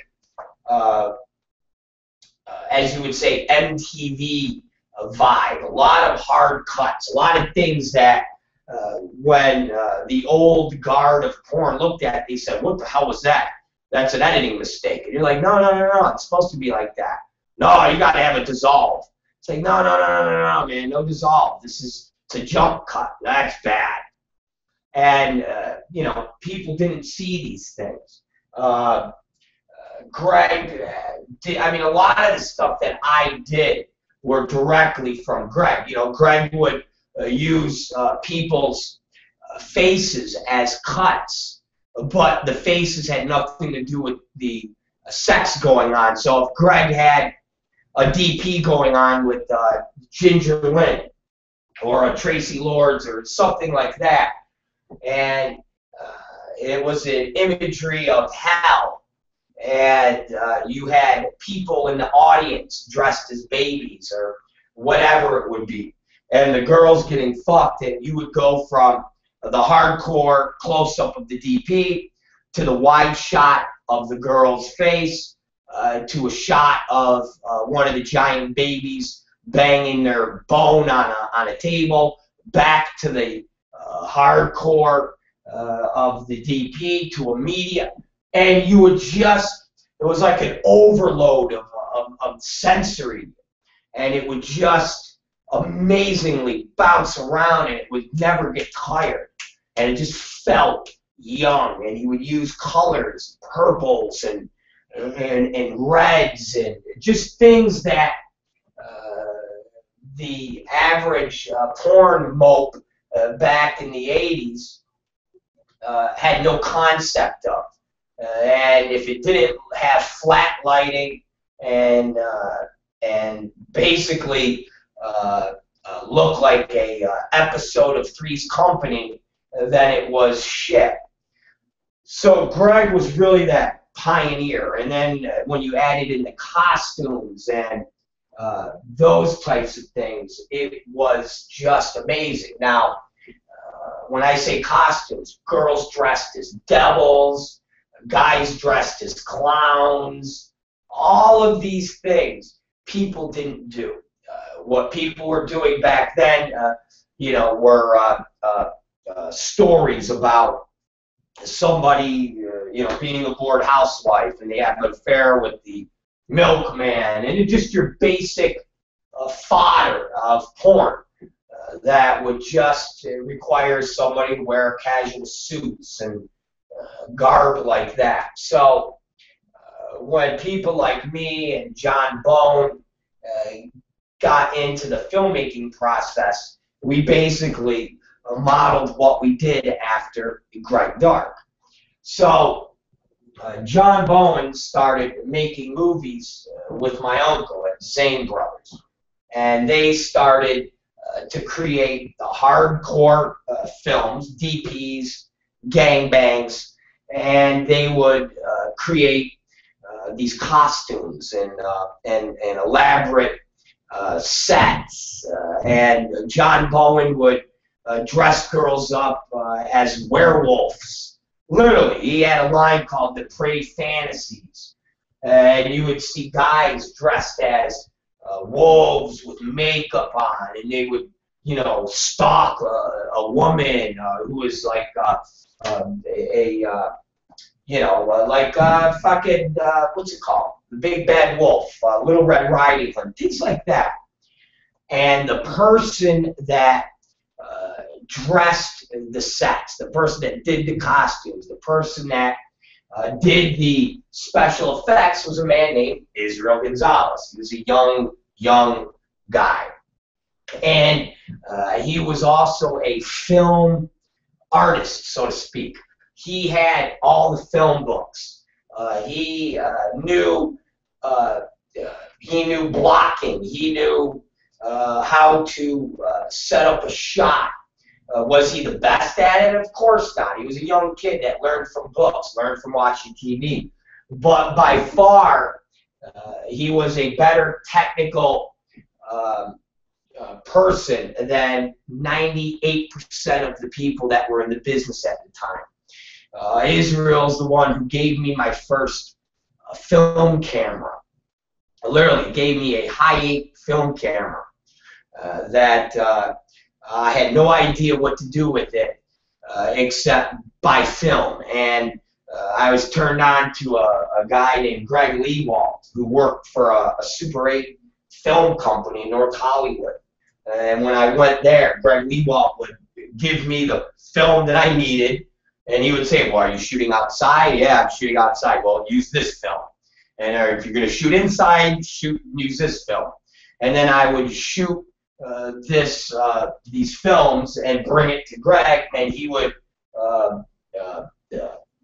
develop it and then put it onto a beta tape for me, which then I would use to intercut with my movies. So Israel was this person that was part of this filmmaking process in my early career and in John Bowen's career and a lot of different people's career. The late Toby Dammit. Israel worked with Toby. Israel worked with a guy named Jeff Coldwater. Israel was quite a legend, so to speak, in our business as far as behind the scenes. He was really a jack of all trades, a master of none, but pretty fucking good at all of them. He wasn't the best set designer, but he was pretty fucking good. He wasn't the best cameraman, but he was pretty fucking good. He wasn't the best lighting guy, but he was pretty fucking good. And you always knew that Israel would give you the best that he could do. And never skimped. He never had to ever worry that Israel was going to basically not give it his all. Literally, not. And Israel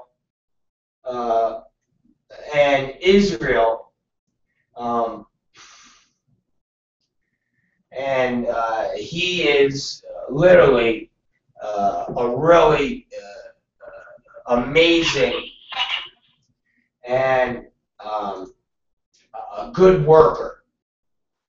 Okay, a really good worker. So at the time, he was working for John Bowen, and John Bowen had gotten into basically, I would say, hard times, and he was working for my uncle. He had left Zane Brothers, and he owned the company Fantastic Pictures. So he got into a dispute with my uncle, just like everybody does, even me. My uncle's a scumbag. Chuck Zane's biggest douchebag in the world. And so blog talkers, you'll have to listen to the goddamn live feed to finish listening to this. So Israel and John Bowen left, and they worked for Metro. And Metro handled all of John Bowen's line, the Fantastic Pictures line. And so Israel was doing his work with John Bowen. And I had met Israel through the channels of John Bowen and Rick Masters and Dave Hardman and Steve Hatcher, a lot of the old-time work porn actors back in the day. And while Israel was working for John Bowen, he would work for me also. And we basically shared Israel, as funny as that sounds, to the point where John Bowen would get mad at that Israel was working for me. And Israel would have to moonlight and say he wasn't working for me, so John Bowen wouldn't fire him, because at the time I couldn't give Israel a full-time job. I didn't have the money, and I didn't have the juice. I had not gotten my gig, so to speak, with Elegant Angel, and it was basically me off on my own. I had gotten fired from VCA, and I was looking for a place to go. When I finally got with Elegant Angel, I would use Israel for my productions, but he wasn't working full-time for me, and he would still work for John Bowen, and he basically worked for both of us. And Israel would go to studios, so he would go and rummage through the back lot of Universal Pictures, or he would rummage through the back lot of Warner Brothers, and he would dig up old sets and old construction things like that they would build and throw away, and it was like a whole dumpster diving excursion with Israel. It was quite amusing. And he would basically bring pieces of crap that he would then refurbish and have sets. So we would have like Hollywood-style pieces for sets that Israel would grab from dumpster diving. So at one point, the John Bowen juggling and working for me and Bowen kind of ran its course, and I was able to, at the time then, actually give him a real job from Elegant Angel. At that point, he was working for me and John Bowen at the same time, but towards the end, I was able to give Israel a real 100% job, because I told Greg Alves, who was the general manager at the time of Elegant Angel, I need this guy Israel as my assistant. I need him full-time. I need him to be here with me all the fucking time. And of course, at that point of my career at Elegant Angel, I called the shots. I was the biggest director in the business. I didn't sell the most. My product, I remember when we did a blackface gimmick, and we had to recall half the product to put stickers over the people with blackface. But the amount of publicity, the amount of press, and the amount of PR that emanated from what I did, and the side jobs that I did, from making vivid Elegant Angel commercials to me doing sales, all of these things I basically called the shots when it came to productions and when it came to getting whatever the fuck I wanted. I was with Trisha Devereaux at the time. Every movie I did, she was the star of. She was on the boxes. she was the de facto contract girl of Elegant Angel. I mean, she did whatever. I mean, it was like a Goodfellas episode where they go in there and it's funny because the girl's name was Karen in Goodfellas, but it was literally me going in and choking the fuck out of the beautician where Karen worked and said, Karen can do whatever the fuck she wants. And that was basically it at Elegant Angel. Everybody hated Trisha Devereaux, Karen Stagliano now. Everybody despised her, but they had to deal with her because it was Rob Black's girlfriend. And she could do whatever she fucking wanted. So if somebody was shooting a movie, they knew they had to put Karen in the fucking movie.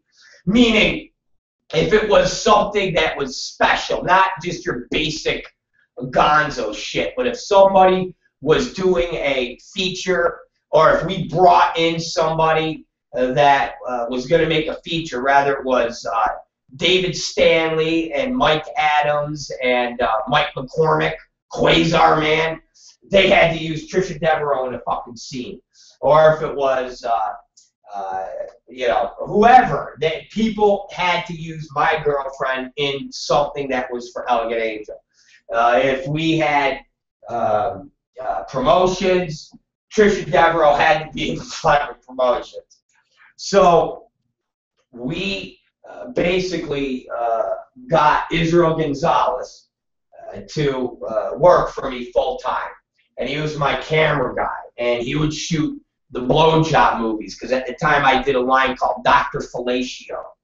And so he would shoot the blowjobs. He would build sets. And I think it was our second show with Elegant Angel, he actually built the booth. Literally built the fucking booth. It was hilarious. I remember just being up for days going, Israel, if this fucking thing ain't done, Patrick's going to lose his fucking mind. And he was always, don't worry, don't worry, don't worry. But it was not, like I said, a jack of all trades, master of none. So he would build something, and it would be great, but it would either fall apart towards the end, or it was set up in a way where he would go, no, we can't touch it. And I go, what do you mean we can't touch it? We got to drive it. That could be a problem. Oh, my God, Israel.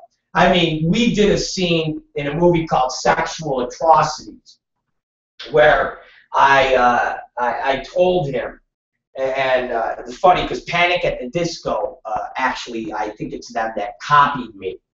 I told Israel, I said, here's what I want to do, Izzy. That's what I called him, Izzy.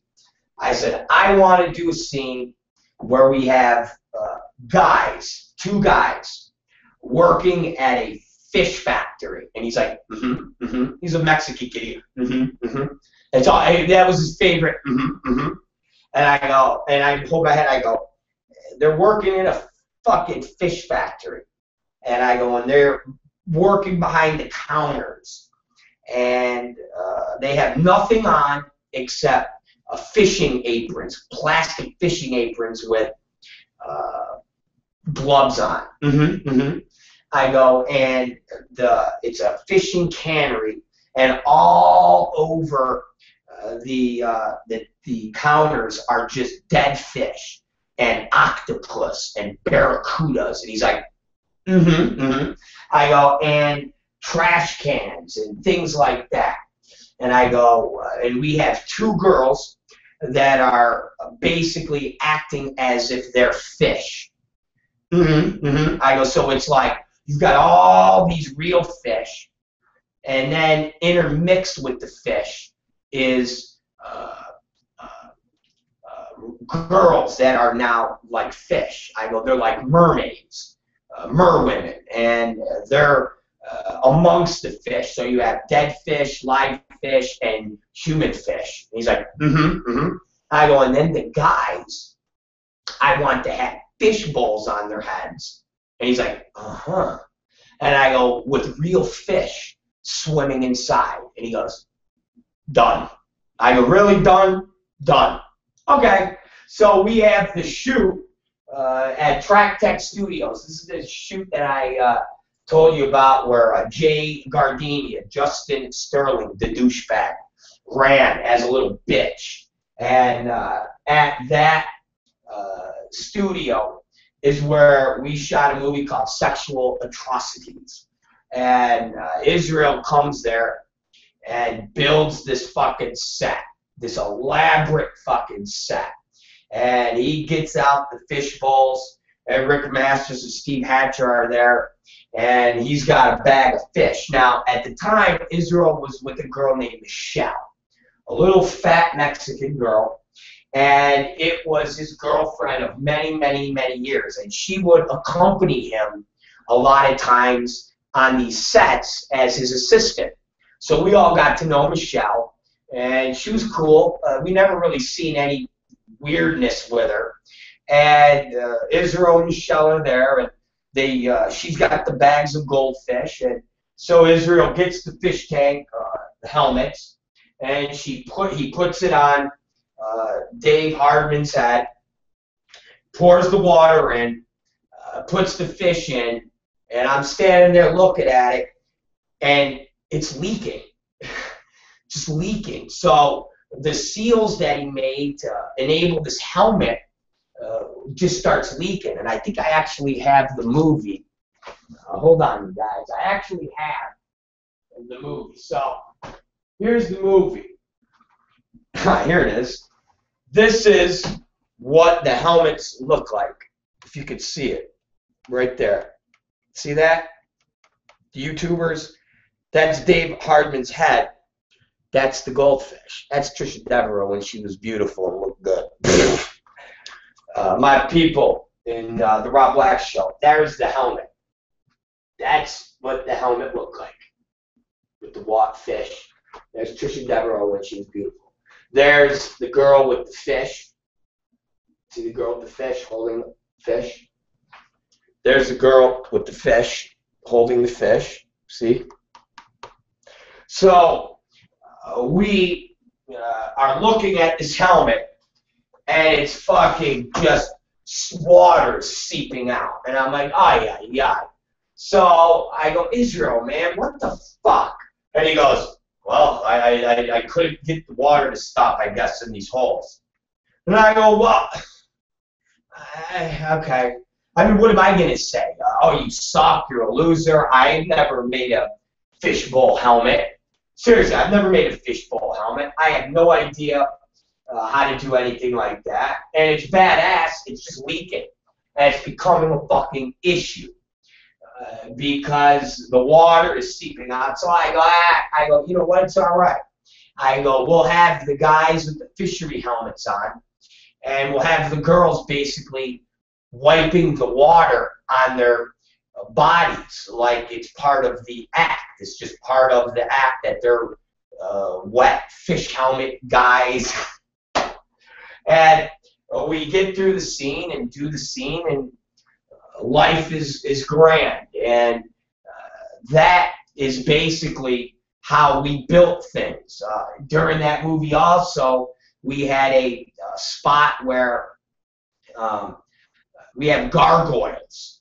And my game plan and my idea was to have harnesses rigged up, and we would have Trisha Devereaux as a woman that is sitting on top of a building. And I was thinking of Ghostbusters, where the gargoyles, Goizer, whatever his name was, are fucking the Sigourney Weaver character on the top of the building. So Israel builds a makeshift cardboard building, and we have scaffolding where it's part of the set. It was really badass.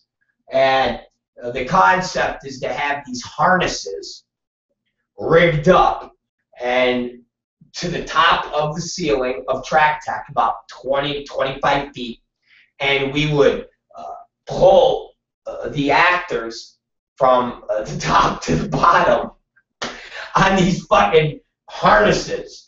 Now, again, we don't have proper training equipment. We have nothing of the sorts, except Israel thinks he can put this together. So we get these harnesses, and the movie is and actors is Rick Masters and Tom Byron, and they've got these harnesses on, and the way the harness is, it's not anchored right because it's like a fucking seat belt that Israel fucking made, and the rope is like that frayed. I mean, it's horrible. Where you're on the harness and you're tipping like this. There's no leverage. So I go, okay. I go, here's the concept. I go, we'll have the actors at the top of the ceiling. I'll say action, and then we'll lower them down, and they'll go, and then they hit, boom, and then they start fucking Trish. So we're all like, all right, this is gonna work. So Tom Byron gets these loincloth on, and he's got these paper mache gargoyle helmet and wings on his back, and that is covering up this harness. And him and Rick Masters are now positioned to go. And the grip we had at the time was this black guy named Rick. Monster fucking black dude. And he's the guy that can pull and get the actors up in the air. And the first actor to get shot up into the air, and we didn't know he was going to get shot up in the air, was Tom Byron. And we figured Rick would just pull and start to go.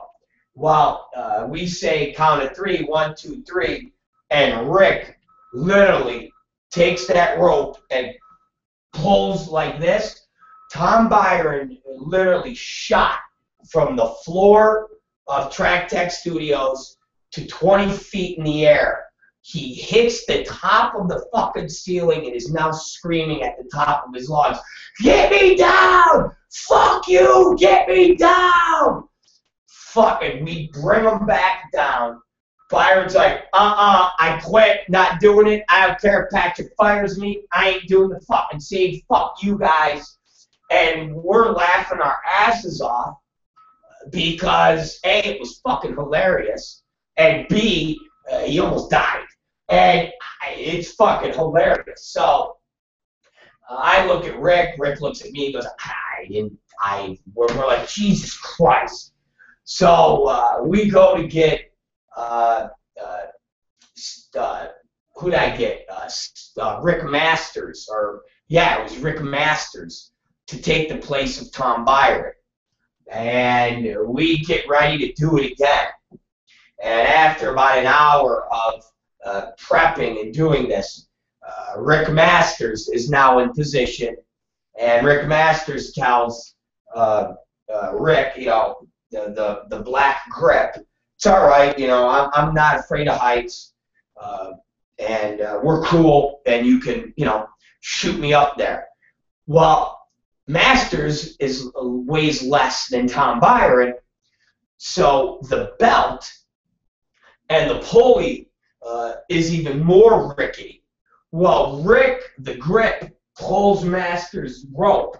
Masters gets shot up to the fucking ceiling, and as he's going up, he starts to go forward, and he's afraid he's going to tip and flip over and then plummet 25 feet, so he puts his hand up to hold the fucking pulley and the thing and the rope, and his hand gets jammed into the fucking pulley. He starts screaming, "Wow! Samaro, now what?" He gets fucking shot back down. His fucking hand, his fingers almost fucking ripped off. Said, what a fucking evening this is going to become. And that basically was the end of the final scene of Sexual Atrocities, because everybody now is fucking wounded, and I got no more actors left. And Israel, like I said, jack of all trades, master of none. And that is how Israel built things. That is how we conducted sets, and how we built apparatuses and movies, and that's what we did. Nobody knew how to get pulleys. Nobody knew how to do any of these things back then. All we knew was that Israel would put it together. So I have a 4th of July party, I think it was, or a Memorial Day party. And I literally have everybody in the business at my house. I live at Bell Canyon now. Me and Trisha live in Bell Canyon. And I have the entire Elegant Angel staff there. I have, I would probably say, half of the entire editorial staff of AVN there. At the time, there was a kid who owns Kick-Ass Pictures named Mark Hulkus. He was the editor there. He was there. We had his girlfriend there. We had his girl named Ellen Thompson there, who was another big wig there. We had this guy named Ken Michaels, who was from. I basically had 6 of the head people of AVN at this party. We literally had the who's who of porn at the time at this party. And we have so many drugs going around that it literally looked like something out of Scarface. And when I say drugs, we had 5-foot bongs. Literally, we had 5-foot bongs that we were hitting out of, and we would do power rips. So somebody would stand on a chair and put their mouth on the bong and suck. And you would suck until the entire chamber was filled with smoke. And you wouldn't inhale it. You would just suck to get that chamber full of smoke. And then somebody would get on the ground, pull the stem, and then blow into the stem. So it shot the entire 5-foot chamber of smoke into that person's lung. It basically would knock you out. So we were basically doing 5-foot bong rips where you would get knocked off your fucking chair. You would be standing and it would hit you so hard and you would start coughing so much that you literally would stumble off the chair. And my house in Bell Canyon, I had a tennis court, I had a swimming pool, I had horse stables, I had a whole thing. So we're all out in the balcony, and we're doing 5-foot bong rips.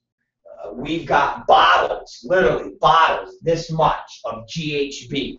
Just fucking people doing caps, GHB. Fucking coke, I mean, you name it. The drugs at this fucking party, and beer, and it was just, people were passed out all over the place. Literally, Andy, my boy Andy, was living with us at the time, hanging with us. At one point, he passed out, was blocking the door of one of the bathrooms, where somebody goes, I can't go to the bathroom. We're like, why? And they're like, because the door won't open. It's wedged like this much. And I remember going, what? And somebody going and checking on it, and they come back and they're laughing, and they're like, what? And they're like, Andy's passed out in the bathroom. I'm like, is he dead? They're like, nah, he motioned and said, hello. And I go, well, what do you mean he passed out in the bathroom, and of course he weighed 300 pounds, and his body was wedged with the door. So when you tried to get into the door, it wouldn't open. You couldn't open the fucking door. It was like, and you're like, oh, wow, I see somebody's leg. So now people had to use literally, we had one bathroom, we had 2 bathrooms, 3 bathrooms. At one point, Andy was passed out in the one bathroom. The other bathroom, somebody was getting sick, and I didn't want nobody to go into my bathroom. So I actually had to let people go into my goddamn bathroom. It pissed me off. So people are literally puking. People are fucking you just name it. It's just like fucking just complete anarchy. So now we're all sitting at this picnic table that's out on my porch. And there was this guy who's now dead, and his name was Ron Bossman. And he comes into the story as we get going. And he worked for Elegant Angel as the editor. And he's this older guy. So now he's at the table with us, and I'm at the head of the table sitting in front of him. Tom Byron sitting to the left. The AVNs guys, I mean, we're out on the picnic area on my balcony that's overlooking the tennis courts, swimming pools. And all of a sudden, you see the Ron Bossman, our editor from Elegant Angel, he starts going like this. And foaming at the mouth. And I'm like, yo, Bossman, yo. And he's like this. And now people are like, yo, man, is he all right? I go, holy shit. I go, what the fuck is that? And he's like, and this white stuff. And now everybody starts freaking out. Literally, people are freaking. And they're like, dude, he's ODing, he's ODing. I'm like, holy shit, he's fucking ODing.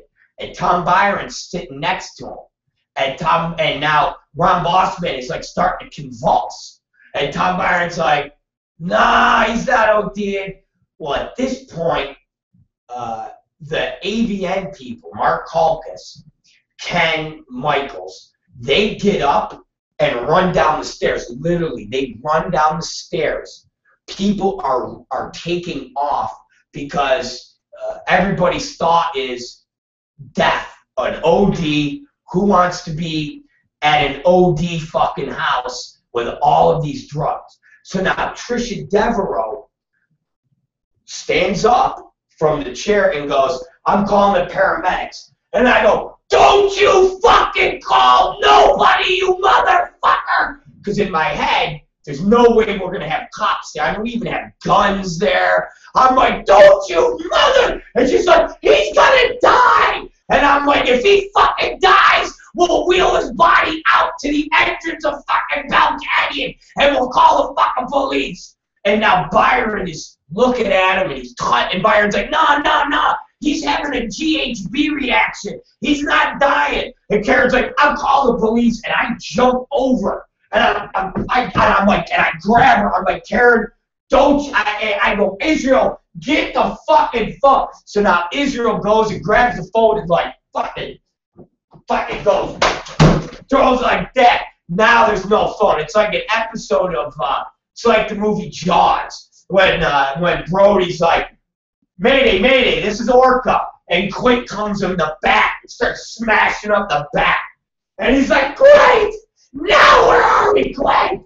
So Israel, they throw the fucking phone down. And Karen's like, he's gonna die! He's gonna die here! And Byron's like, no, he's not! So now Byron is throwing fruit at him. Bossman! What? Come on, Bossman! And now everybody is scurrying. Gone. The only people who are on the deck is Israel, me, Tom Byron throwing food at Ron Bossman. Andy's passed out in the bathroom. Two other porn chicks are passed out now on the side of the deck, just like this. There's fucking drugs, gun, every fucking thing imaginable. And at the last piece of strawberry that ricochets off Bossman's head, he goes, whew. Ooh, wow, what's everybody looking at? And it was literally like an episode, like Pulp Fiction, where she fucking comes out with this needle in her chest, and Roseanne Arquette goes, that was fucking trippy. Bossman literally is like, wipes this giant chunk of fucking foam. Oh, wow, did I have one of them GHB things? And you just see everybody like this. Oh. And I look at Karen, I go, see you motherfucker? My heart is beating outside of my shirt. I go, you see that motherfucker? I go, do you realize if you would have fucking called the fucking cops, we'd all be in fucking jail? And she's like, I never experienced this before. And I fucking go and I scream, hey everybody, he's fine. He's just having a GHB reaction. And you see everybody go, yay! Music turns back on and everybody starts coming back up to the fucking house. Dad's in. Israel's like, I've had those things a lot. Ron, how much GHB? And Ron goes, well, it was that bottle that you gave me. And Israel goes, oh, that's a bad mixture. That's my mixture. And yeah, that's not good. And we're like, what do you mean it's not good, Israel? It's like, yeah, that wasn't good. And we're like, okay, that wasn't good. So now, from that party, we go on as a couple days from there. And I'm not exactly sure how many days from there. But me and Karen go out, I don't know, maybe 5 days later. And me and Karen go out to, like, Monty's. And we're fucking lit. And we drive back through the hills of Bell Canyon. And I literally hit my house. I pick up the phone as it's ringing, and it's ringing, and it's ringing. And I'm stumbling and mumbling, and I pick it up, and it's Greg Allen's on the other end. And Greg Allen says to me, yo, man, we got a big problem. I said, whoa, calm down, bro. I go, we had a big problem 4 days ago. I go, everything's fine now. Whatever anybody told you, it's all bullshit. Everybody's alive. No, there's no. He's like, what are you talking about? And I go, what the fuck are you talking about? Because this party we had was one of those, there was no real internet, Twitters and stuff. So it was just like going through the community of porn, of the craziness, and just the fact that the who's who of AVN were there, and like I said, we had everything on lockdown back then. And I'm like, nothing. What the fuck? And he goes, Israel's at the office. He already killed a cop, and he's having a shootout and stand-up. And I go, what? And you need to come down here right now. And I go, what do you mean? You need to come down here. I go, dude, I am fucking lit off my ass. He goes, wow. That's a great for wow. Fucking wow. You better come down here anyways. And actually, I think he said you better figure out a way to come down here. So I looked at Karen. I said, Karen. She's like, fucking what? And I go, Israel, I guess killed people. And she's like, what? I guess Israel fucking killed people. And he's at the office with a big stand-up. She goes, are you fucking serious? I go, I don't know, man. I go, I'm too drunk for this shit. So I go, well, I'm fucking lit, too. And I go, come on. I go, if we get caught, we'll just say our friend's killing people. I don't know. So we get in the fucking Mercedes, and we make our way down to Varial in Chatsworth. And no more than, Jesus Christ, I don't know, 100 yards from the building, we see helicopters, fucking tanks, those police tanks, and cops fucking, and I'm like, oh, Jesus. And I'm like, what the fuck? Because the cop's flagging me because you can't drive anymore. And I roll down the window. I'm like, he's going to know I'm fucking lit. And I go, hey, man. And he goes, and almost like he's going to say, you're drunk, but you've got, and I go, this is my office, and I was told to come down. My name's Rob. He's like, oh, okay, come on. And I'm like, oh, Jesus, okay. So I get out of the car, literally, the Mercedes, $100,000 Mercedes in the middle of fucking, I think, Nordoff or whatever, just doors open. And there's fucking Greg Allen, just like this. And all the employees are lined up. And I walk over there, and they're like, all right, we got to see if you could call. And I go, what? What's going on? They go, Israel shot a police officer, and they're trying to get his body out, and Israel won't let the police officers get the dead cop out, and he's shooting at them. I go, wait a minute. And I literally, like, I almost had like a chuckle, like, you're fucking with me, right? And Greg's like, oh no, totally not fucking with you. And now, like, the main cop dude comes over, and I go, what's going on? And he goes, here's what happened. And I go, okay, fill me in.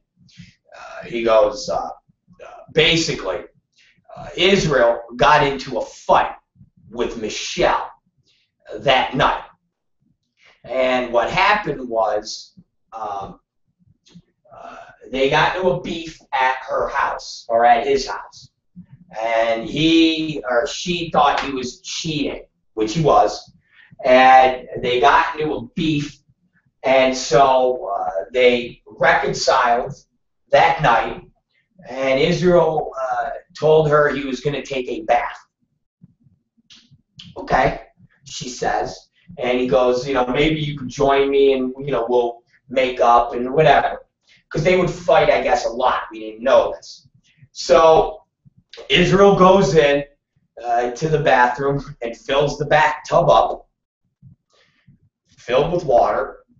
And Michelle is in the living room getting ready to, I guess, get in the tub, you know, to go and do whatever they're going to do. Israel comes out with a taser gun, and not the type of taser gun that you shoot into somebody, but the kind that you have to put on their skin and go, zzz, and he takes that taser and zaps her in the fucking chest with it, and she fucking hits the ground. And then Israel grabs her by her ankles and starts to drag her into the bathroom, where he's going to drown her in the bathtub. And he then grabs the taser again, because Michelle starts to kind of come to a little, like, you know, like, what's going on? Starts kicking. He grabs the taser again, and this time he tases her in her head. And she fights part of it off, but gets zapped again. So he's now struggling from really not having this girl knocked out, and she's a husky Mexican girl. And so Israel gets to the edge of the tub, and now she's hanging on to the door frame to not get in, because now she realizes that he's going to fucking drown her, because she hears the tub going. And she kicks him in the nuts and starts screaming, help me! Help me! And she just won't stop. So Israel kind of freaks out and now takes off. Where does he go? To the Elegant Angel office. Because at that point of our careers, we let him build an office up in the rafters. And that's where me and Israel would conduct business. I had an office down below near Patrick Collins' office, and Israel's office was in the rafters, and that's where all the props were. So Israel goes there. He has the keys to the door. He goes in, and Ron Bossman is editing. And Israel tells Ron Bossman, hey, man, I'm going to go and crash in my office tonight. If anybody comes there looking for me, I'm not here. And Ron Bossman's like, okay. So Israel goes and hangs out upstairs. Well, about 3 hours later, or maybe even 2 hours later, there's a knock at the door. And Ron Bossman opens it and goes, yeah, can I help you? And they take out their badges, and it's two detectives from the Glendale Police Department. And they say, hey, how you doing? We're looking for Israel Gonzalez. And Ron Bossman goes, okay. And they go, does he work here? And Ron Bossman says, yeah, he works here. This is where he works. And they go, do you know if he's here tonight? And fucking Ron Bossman goes, nah, he's not here. How's that for a fucking, how's that for a friend? I mean, seriously, I mean, that, I gotta admit, the guy lied to the cops. And he goes, nah, he's not here. But now this is where fucking stupid Ron Bossman got out and jammed up. So the cops go, well, would you mind if we come in and take a look around? Well, Ron Bossman fucking says, well, I got to call my fucking boss. I got to call the people that run the fucking building. And they go, well, listen, we could go and get a warrant and so forth and so on, or we could just take a look. I mean, we're just looking to see if Israel's around. And he goes, well, he's not around here. And the cops go, well, then can we just go look? So Bossman goes, yeah, sure, go look. So the cops walk into the fucking lobby, and they're like, you know, what's this? And okay, this is offices. And they go, what's down here? And he says, okay, that's these offices, blah, blah, blah. And they go, well, what's out here? They go, well, that's the warehouse. And I guess Michelle had said that Israel's office and stuff is in the warehouse and upstairs in the rafters, or not in the rafters, whatever the fuck it is, they want to go in the warehouse. And they say, can we go back in the warehouse? And Ron Bossman goes, yeah, sure. Well, the first officer, which is Officer Larazzo, I think his name was, they actually named the Glendale Freeway after him. Detective or Officer Larazzo. He walks through the doorway as they open the door to get into the warehouse. And as they open that fucking door, and he takes his first step out, Israel is standing up above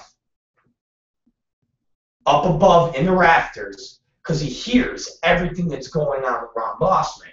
Because Israel knows the cops are going to show up there, because he knows Michelle's calling the fucking cops. He just knows it. And he knows she's going to tell them he tried to kill her. He knows that she's just basically going to tell them everything. And if worst case scenario, he's going to get brought up on attempted fucking murder charges. So Israel is standing above with a gun pointed just like this. And as the officer takes that first step, Israel pumps 2 bullets in the back of his fucking head. Boom! Boom! Blows his fucking head. Bang! Right up. He hits the fucking ground, but he doesn't die yet.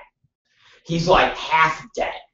The other officer kicks back, pulls his gun, starts radioing, officer down, and now the fight is on.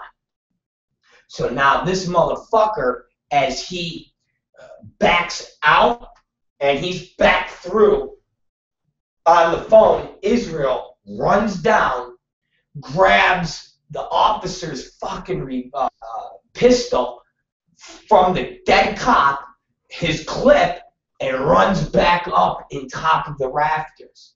So now Israel has got his gun and the dead cop's gun. And now the fucking cop, for radioing in help, is now with his gun drawn back in the warehouse, and he's trying to go and reach the officer. And every time he goes to try to get in there, Israel fucking fires at him. And Israel will not let the cop get to the fucking dead cop, or almost dead cop. He's twitching. He's fucking twitching. He's like twitching and moaning because he's got 2 bullets in his fucking head. So now the cavalry comes, and about 7,000 police officers show up. So when I get on scene, they've got a tactical tank there, and they're getting ready to tear gas the place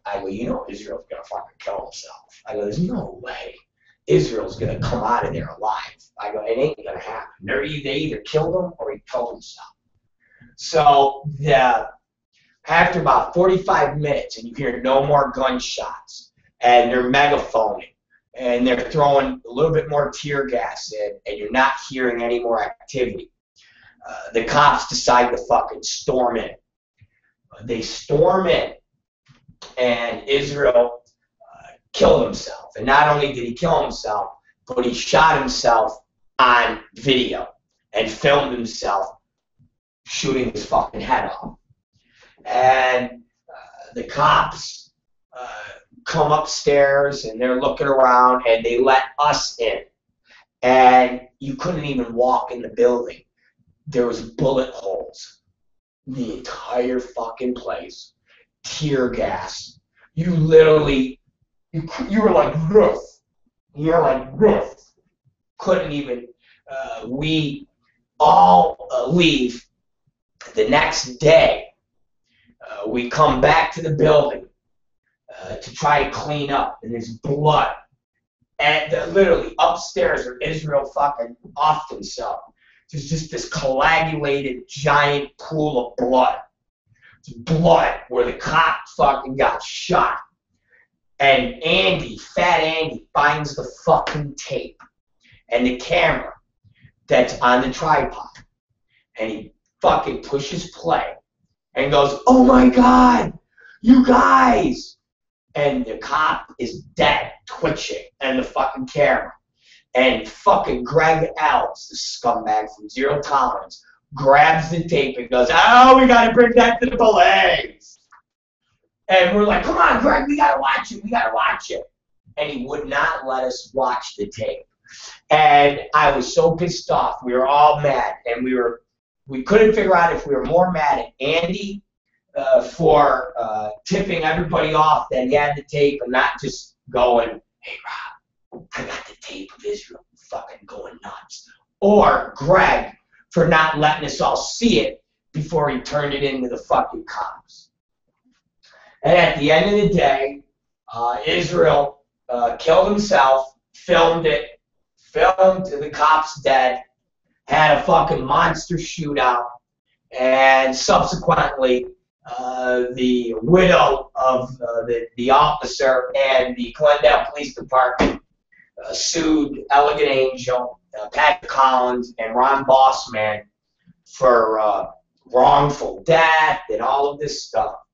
We all had to go to court depositions and go in front of grand juries because they wanted to indict Ron Bossman on contributing to the murder of a police officer. We all had lawyers that were provided to us by Elegant Angel. And I'll never forget sitting in the grand jury in front of all of these people, and they were asking me about Israel's instability and this, and I remember I basically headed every conversation off, and I said to them, and it was true, but everybody couldn't believe that I spoke like this. I said, first off, I need to tell you something. I'm a big-time director in the porn business, and I like to do a lot of drugs. I like to drink a lot of beer, and I don't have a real good memory of what Israel was like before and the circumstances around the event. I was at a place called Monty's, getting really fucked up with my porn star girlfriend, and when I got the call to come down, I literally drove so drunk that I'm surprised I didn't kill people. And you literally watched like this grand jury in this court just with this look like, what the fuck are we listening to? So I'm like, so we'll try to ask whatever you need and I'll see if I can answer it. And I don't know, maybe 70 of the questions I was like, I don't remember. I don't know. Maybe. So like, did Israel ever show violence? I go, I don't know, maybe. Did you know Israel had a taser gun? And I go, I don't even remember. Did you know? I don't know. I have no idea. Did Israel ever say he didn't like cops? And I remember that one. I go, yeah, you definitely hate cops. I go, yeah, you hate cops. You're horrible. And that lasted for, I don't know, 45. I had to do it. Trisha had to do it. It's like 8 of us that had to do it. And when all of this went down, they had to take us all to the police department, and we all had to give them accounts of what happened with the cop being shot that night. And we didn't get out of there until fucking 7 in the morning. And that was it. Israel Gonzalez, rest in peace. The cop killer. And that's the second story of an employee that worked with Rob Black that was a murderer. And now that one still worked with me when he decided to go nuts and kill people. The other one, Chico Wang, he had already been gone and decided to kill people like 2 years later. Israel, I'll legitimately say, was still on the payroll of me and Elegant Angel when he decided to go nuts and shoot the cops and things like that. So, hey, there's the Israel Gonzalez story. I know I had told a little of it a long time ago when we first started the show here. And this is the first time you all have now heard it in a extreme detail. And more importantly, in a venue that all of you are now listening, and we have 8 billion cameras up, and we have 8 trillion people that are listening, and they all went, wow, okay, we get it. So that's Israel Gonzalez. That's my murderer, former employee. And aside from being a murderer, seriously, aside from being a murderer, Israel was a really great guy. And you heard the stories, and you heard all of the great things that he did do for Extreme and Elegant Angel and the people that were involved with us. And at the end of the day, that's like that one blemish that is on his well, that's the one blemish that is on his record of Israel Gonzalez. One of my listeners sent me this. That's funny. Jack Smack sent me this. You ready? What you want, what you want, what you want to do.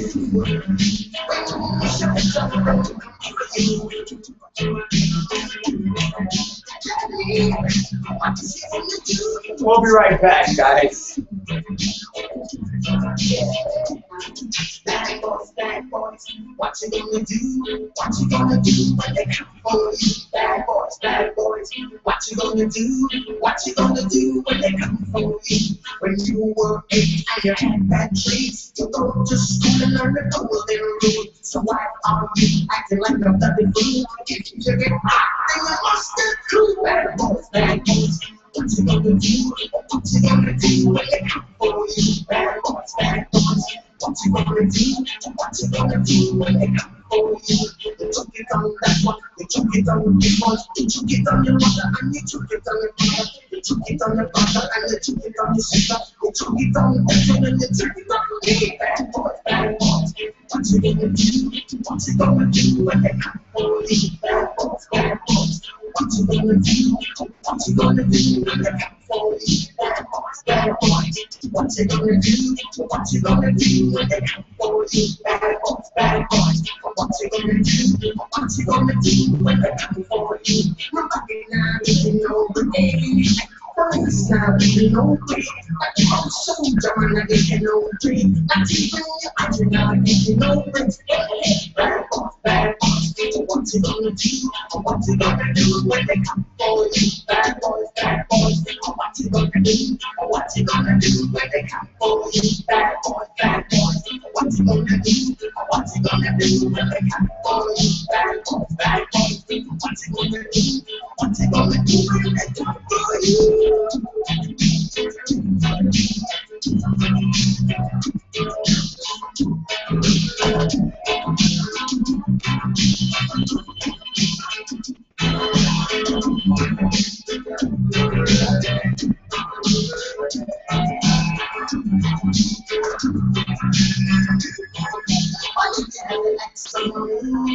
ROB Black, and we're back. It's a little bad boys.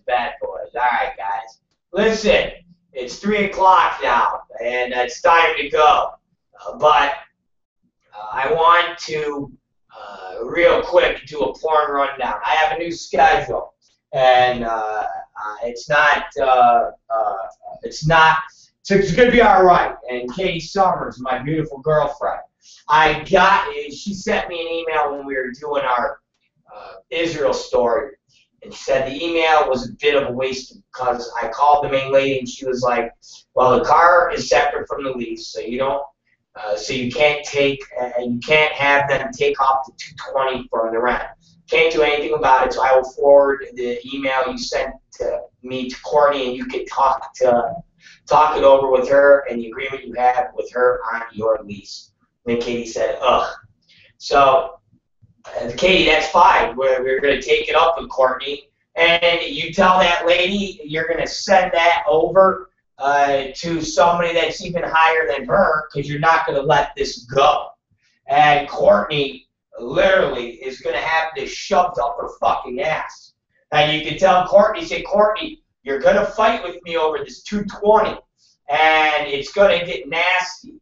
And, Katie, you tell that Courtney tonight's the night that she leaves late, right?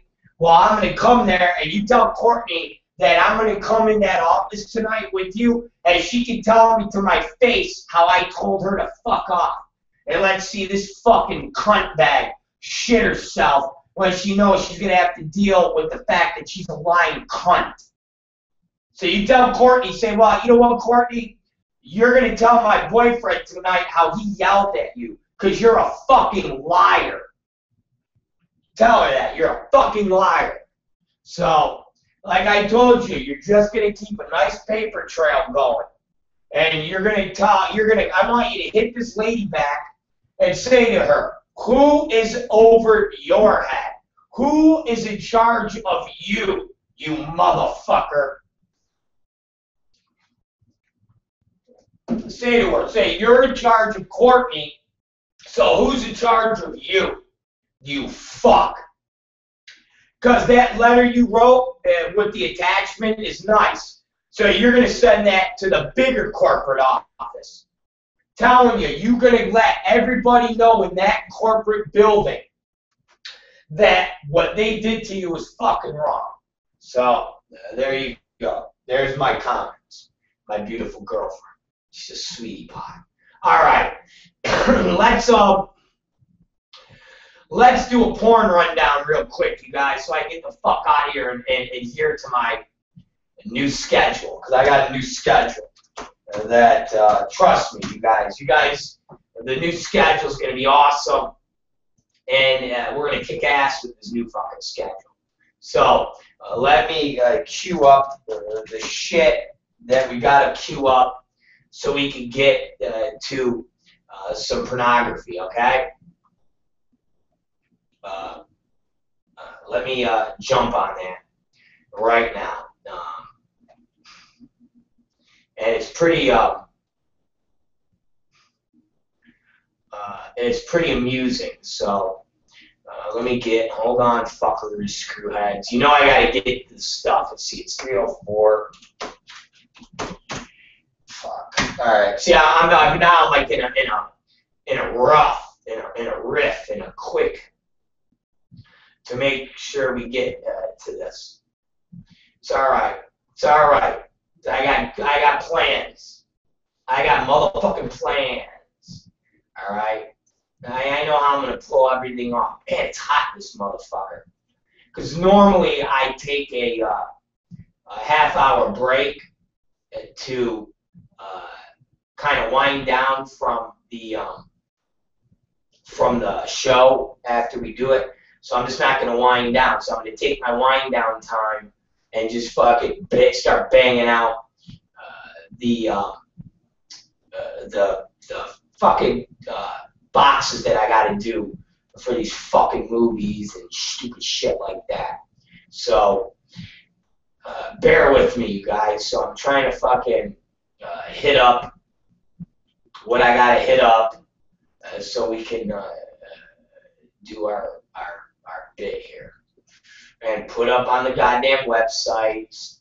Yeah, I mean, it's a big pain in the balls, and make sure I kick into this. What's it called?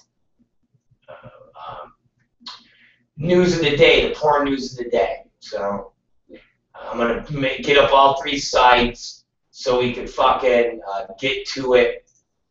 Tom Byron told me something that was pretty funny on one of the sites, so I want to make sure that it's still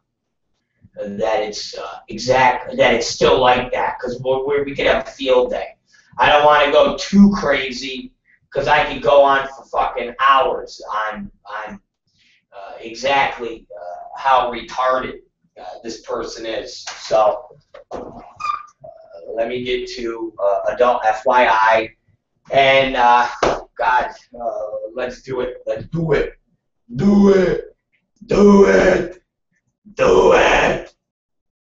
Do it. All right, guys. First, I want you to go to adultfyi.com, and let's start there, fuckers. Well, my bad. My bad. Hold on.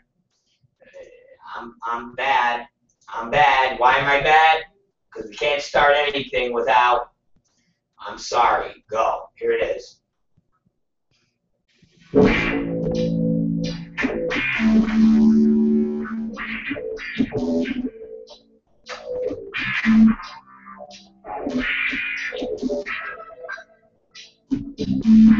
Hopefully Katie was listening to what I told her. She wasn't.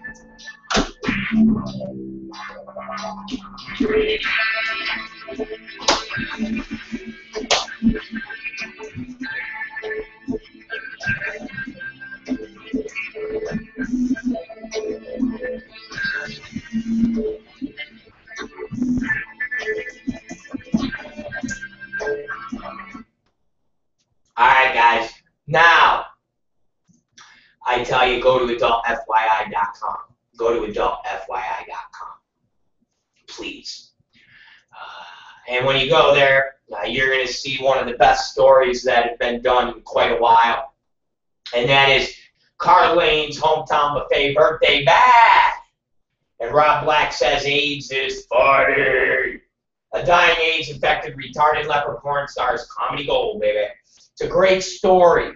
What we highlight is Carla Lane and her big birthday coming up, where she's having it at the hometown buffet. You think I'm bullshitting? I'm not bullshitting.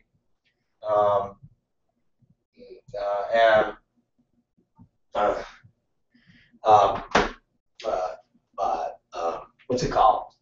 What's the fucking thing that I'm saying? You think I'm bullshitting? I'm not fucking bullshitting. Alright? I don't fucking bullshit. Carla Lane is having her birthday bash at Hometown Buffet. It's coming up at the end, or next week. Go there, check it out. Bring her ham, bring her turkey legs, bring her Twinkies, bring her anything she can fit into her mouth that is edible. Then engage in some sex. And of course, Tom Byron put up a fucking awesome picture of those chubby little arms, and they're just classic. So anyways, go to adultfyi.com, read the story. It's fucking hilarious. Also, if you take a look to the right, I put up some old hits, kind of like Metallica. When Metallica busts out Master of Puppets, or they bust out Seek and Destroy. if you take a look from our vault, we have Steve Hirsch and Farrah Abraham, and comparing it to the Honey Boo Boo story. And basically, Steve Hirsch waiting for Honey Boo Boo to get of age so he can make sex movies with her. Click on that video. It's awesome. It's funny. It's hilarious. Also, if you scroll down, we have some other hits. Take a look at Frank Kresge, our favorite scumbag. And that's one of the hits. We equate that to Whiplash by Metallica. I got to bust out a little Whiplash. And then, of course, down below that is another awesome hit called The Four Horsemen. And that's, have you seen this wizard, Christian Man? Yeah, so those are some hits. If you haven't heard them before, click on them. You'll enjoy them. Then, ladies and gentlemen, what we have up there is yesterday's shows, which is the Rob Black Show Wednesday, the 19th, which was noon to 3 p.m. And then we have the night show, which was a late night with Rob Black, which was Wednesday 19th, 8 to 10 p.m. And like I explained to y'all before, what we're doing is every day putting up the day before's show. Now, when we get done with the program today, this afternoon show will go in place of the Rob Black Show Wednesday the 19th, and it will say the Rob Black Show Wednesday the 20th, 12 to 3. And then, of course, you could always go to a Sinister TV channel on YouTube to watch the episode some more if we took it down for you too quick. So scrolling down off of that, as always, we have the Rob Black documentary in the works. And we have a how to get a good ass wiping in before sex. It's a bit. Then the 9/11 bit and Rand Paul. And then we have some two classic videos for free from the library. And the first one is, I think, old blast from the past, Brittany O'Connell, red-haired Brittany O'Connell with a stinky pussy, is getting fucked up her asshole by Tom Byron. That's a sinister MILF. Bunch of old twats. And then under that, you have King Anal. I think that's Sasha Grey that's in that movie under there. Those are two full movies for free. Watch them. Jerk off all of yourself. I really don't give a fuck what you do. It's from a gift from me to you guys. I love you guys. That's what I do for AdultFYI.com. I bring you guys pure joy, pure excitement. So that's Adult FYI. That's what's going on. And, of course, read the stories. Enjoy them. Tonight, things will be different from the Rob Black Show videos to the new top story. So let's move on and go to our favorite website, which is XBiz, and see what old XBiz has got in the porn business and see if there's anything that piques our motherfucking interest.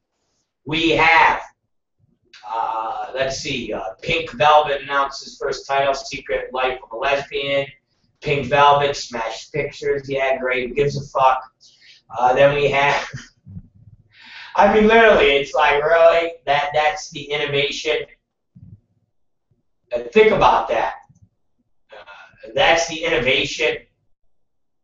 That's the fucking innovation. Okay, great. Awesome. That's the fucking innovation. There's no fucking innovation there. It's fucking stupid. Innovation. My balls. That's the innovation. So, who gives a shit about that innovation? Anyways, then we'll... oh, Jesus. Let me see here, ladies and gentlemen.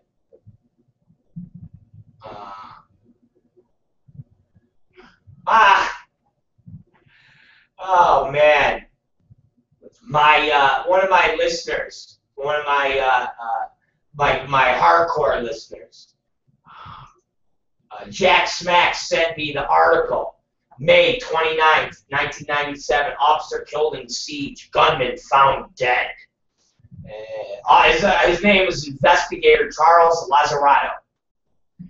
And it talks about the 8-hour standoff that ended with SWAT officers 2 officers were injured. Judah Bella, 26, who was shot 5 times, including twice from bullets deflected off his bulletproof vest. And Kevin Foster, 24, who was shot in the arm. Described the suspect, Israel Chapa Gonzalez, a set designer, props provider at the adult entertainment company Patrick Collins, Inc. It's great. Good article, man. Good article. Ran mouth to muffle her cry. Stun gun and stuffing her rag in her mouth, she said. Also bound her legs with rope, handcuffed her, and at one point slammed her head against the porcelain edge of the bathtub. He said he asked for this, and I wouldn't press charges and left him home.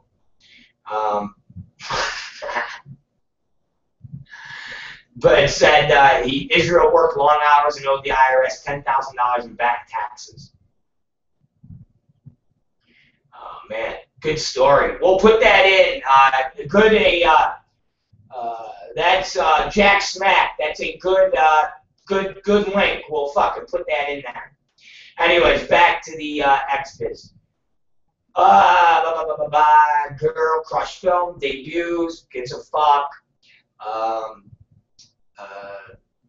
Okay, Pink Velvet. Smash Pictures lesbian line. Great, awesome. Man, real innovative. Awesome. Okay. Brazzers. They've got a contest beginning. Who gives a fuck? Real innovative. Awesome. Seriously, it's like, let's see. God, what the fuck? Oh, they have they're parodying Being Bad.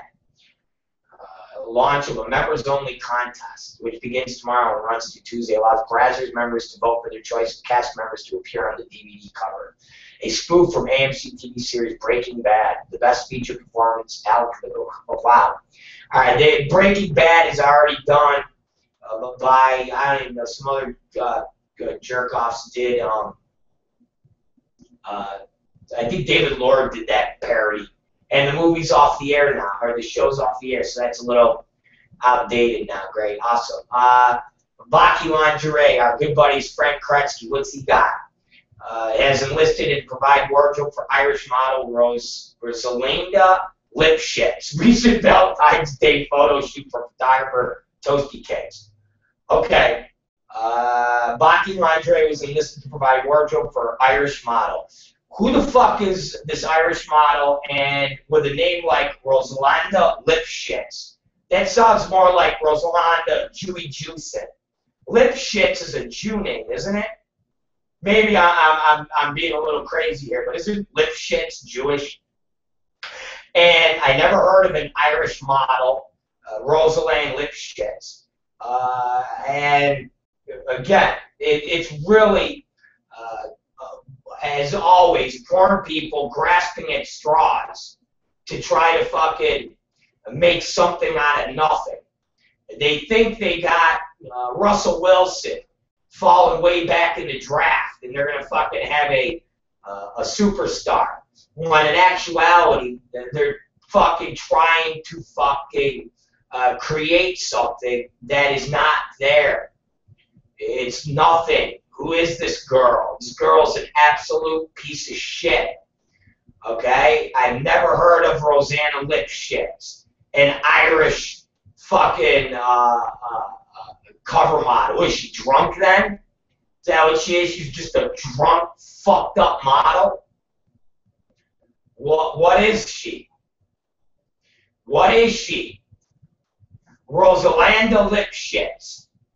Giving a lucky teddy bear a hug and Baki Lingerie is by far the hottest thing I've seen all year. Really?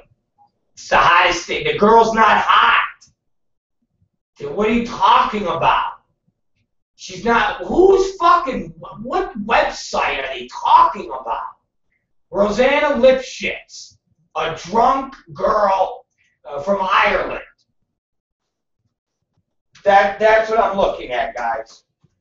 Rosanna Lipschitz, she must be somebody that blew Frank Kretzky.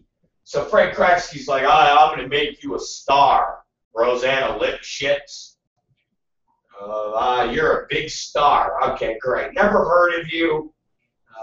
As far as I know, You're just some girl that Frank Kresge likes to fuck in her Irish ass when you're drunk. Cool. Next. What else? Irish model. Irish model. Drunk model. I got him. Want this bear? I got some Pocky lingerie. Yeah, okay. My name is Rosalana Lipshit. Hi. Frank Kresge told me I could be a star. I'm the most popular girl in Ireland. It just seems like everybody wants to take pictures of me when they get done hanging out at the bar. Yeah, Rosanna Lipshits, of course, because everybody's got to be drunk off their ass to think you're fucking beautiful, honey. All right? I would fuck Carla Lane times 10 before I'd fuck you, Lipshits. Look at you. You're a mock fucking model. Like the average fucking pig that would be out at a fucking dance club looking for fucking rich meat so she doesn't have to pose half naked with a fucking bear for Frank Kresge, you dumb fuck. Alright. And then the website, HollywoodTuna.com. Culture and fashion and media site, Hollywood Tuna. What the fuck, Hollywood? Get the fuck out of here. Some jerk off that knows Frank Kresge. Anyways. What else? That's really it I'm seeing on I really don't know anything else. Free Speech Coalition is doing conferences at Coalition Board Chief Jeffrey Douglas and Diane Duke will attend and speak at the Sexy Dirty Policy Conference held by the Carsey Wolf Center at UCSB today through tomorrow. What the fuck is UCSB? Some fucking half-assed community college that has porn people speak at it? Okay, great. It's just some jerk-off. Is this one of them colleges that has the teacher that was fucking all the students? Is that one of them schools? Which one is that? Because I know it ain't no fucking real school doing anything pertinent.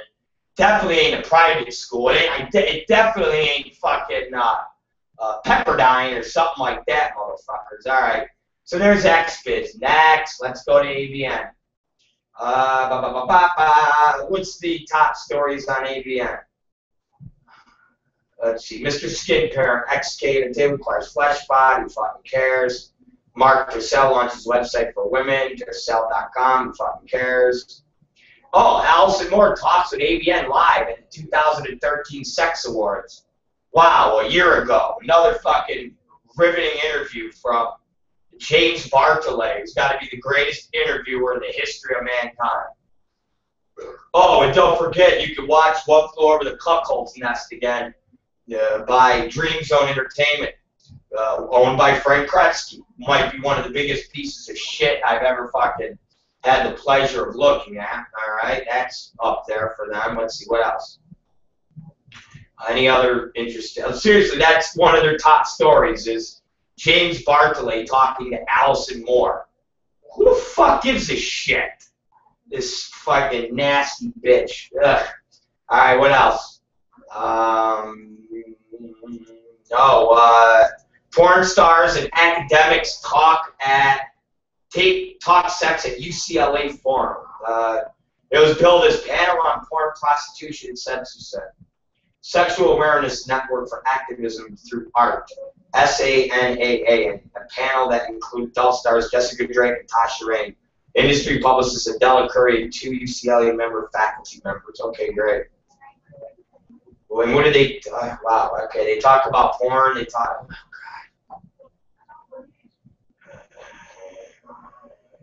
Oh God.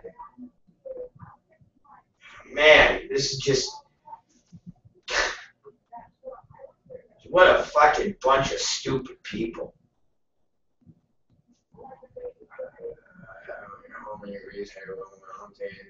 Della. fucking Adela Curry. Ask Adela about when she used to work with my cousin Matt, and they would throw baloney at girls' asses on fire. I mean, what? All right. It's just a bunch of hoopla shit. Can't even fucking.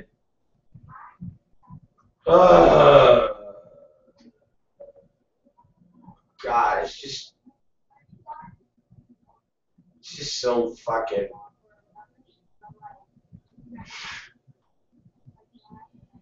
And I love these girls that they don't know what free speech is. Okay? They really don't. You hear them talk like they're, you know, you hear them talk and they have no idea really what they're saying. And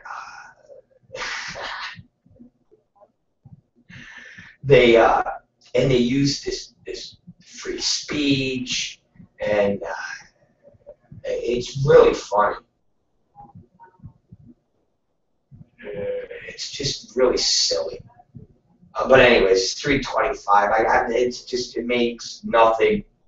Really, it's just a bunch of bullshit. The panel was Jessica Drake, Jennifer Mormon, Tasha Rand, Della Curry, and Dr. Christopher Moe. Yeah, great losers. That, I mean, it's just they don't really say anything. It's all we're feminists. How are you feminists? Because we like to do porn and we like to be hookers and we like to fucking eat cum, and as long as we like it, then we're not being abused. And I mean, it's just you know. And you listen to Jessica. I have a right to choose what I do with my body and the right to choose what my career has been over the years and what will be in the future, she later added. That is really great segue to the lobbying I did against Measure B, which is the condoms and porn law. People were actually confused as to how I could do that because I work for the only studio that's 100% condom only.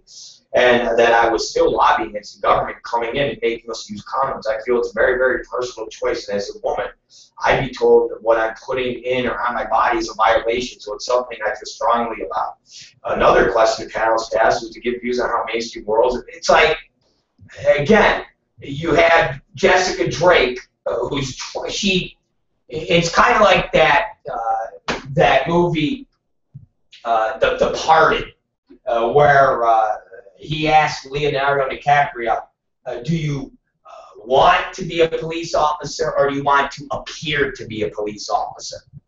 And basically, Jessica Drake wants to appear that she's smart, but she's not.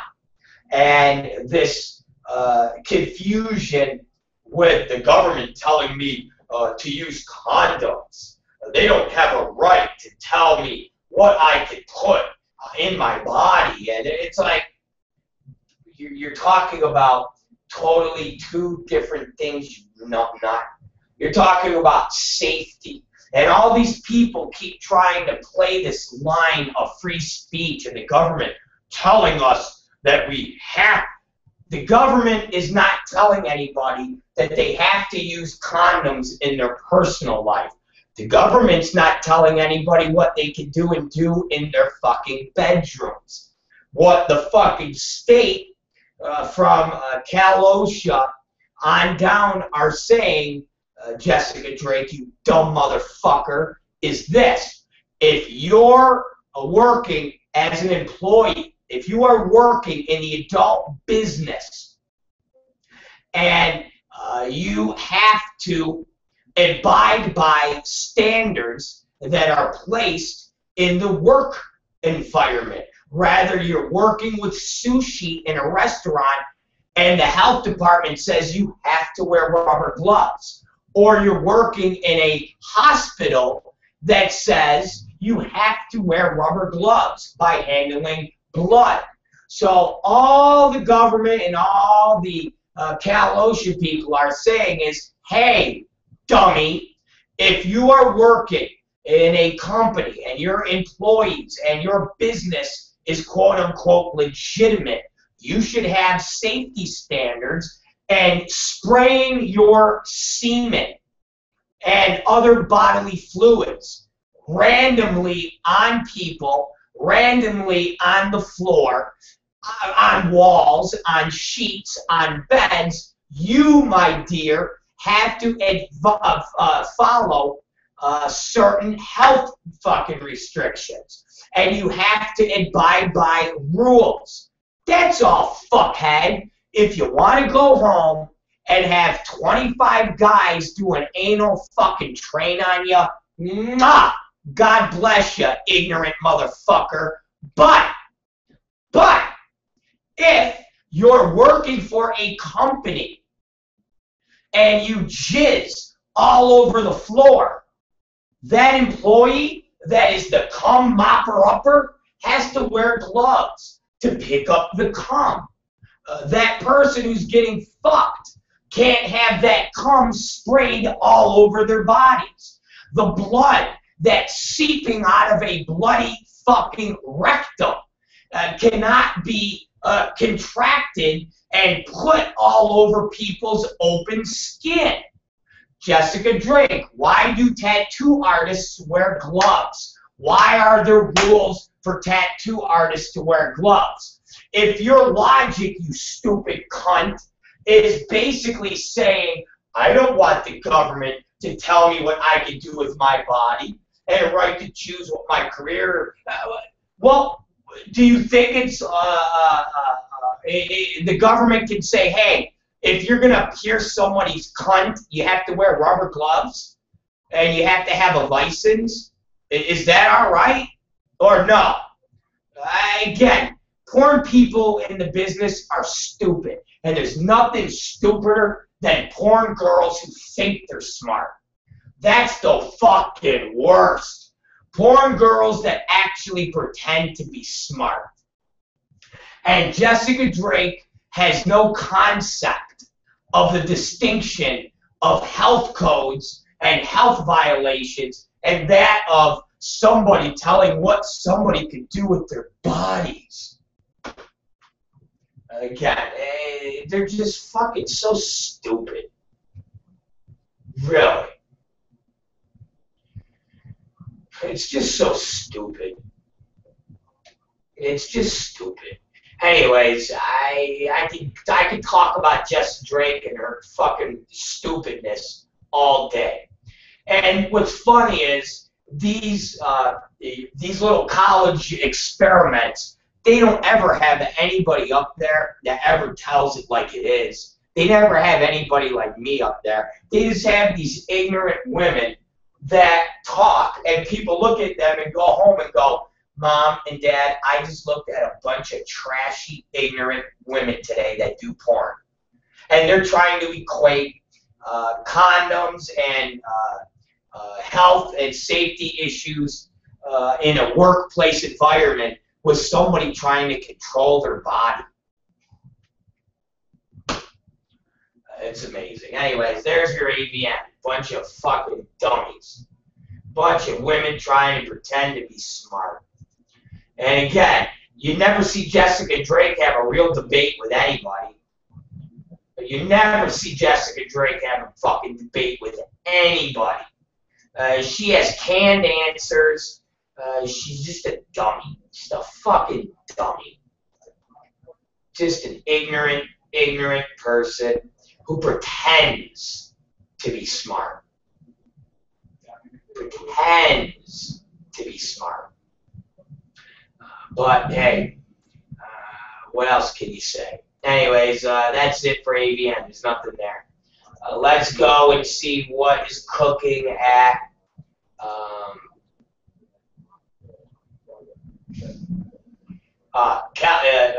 Jack Smack said California, Santa Barbara, a part of California's university system like UCLA. You know what? I think California, Santa Barbara, they've been doing this porn thing forever. I think when I got busted, they did a thing on my case. And I even think a girl that worked for us named Paris Gables actually would speak at I think that's UC Santa Barbara, yeah. It's just a bunch of uber weirdo fucking, it's like, yeah, okay, great. Just a bunch of useless shit. Anyways, let's go to Hillbilly Boy. Let's see what Hillbilly Boy's got going on. This moron. Remember, yesterday he was at the fucking beach because there's nothing, you know, happening in porn, but he's working on stories. Okay, let's see. Let's see what retard has to say. Let me bet. Hold on. I'm almost done. Let's see what Dum Dum says. His top story is Kalosha has been busy. I told you all about ATK, and then there's a link. And then here's Evil Angel, and then there's a link. And then there's Erotic, and then there's a link. And then he says, let's see, it's news porners can use that the other sites are completely ignoring, which I totally don't get. So basically, Hillbilly Boy is saying me. Rob Black is completely ignoring it. Because why would XBiz talk about it, considering XBiz is in bed with Free Speech Coalition? So we all know that XBiz is not going to talk about this when XBiz didn't even talk about the fact that Kurt Bracco, is a child fucker, child pedophile, that works with Free Speech Coalition and speaks on panels at XBiz. So we can eliminate XBiz, Mike South, you fucking ignorant moron.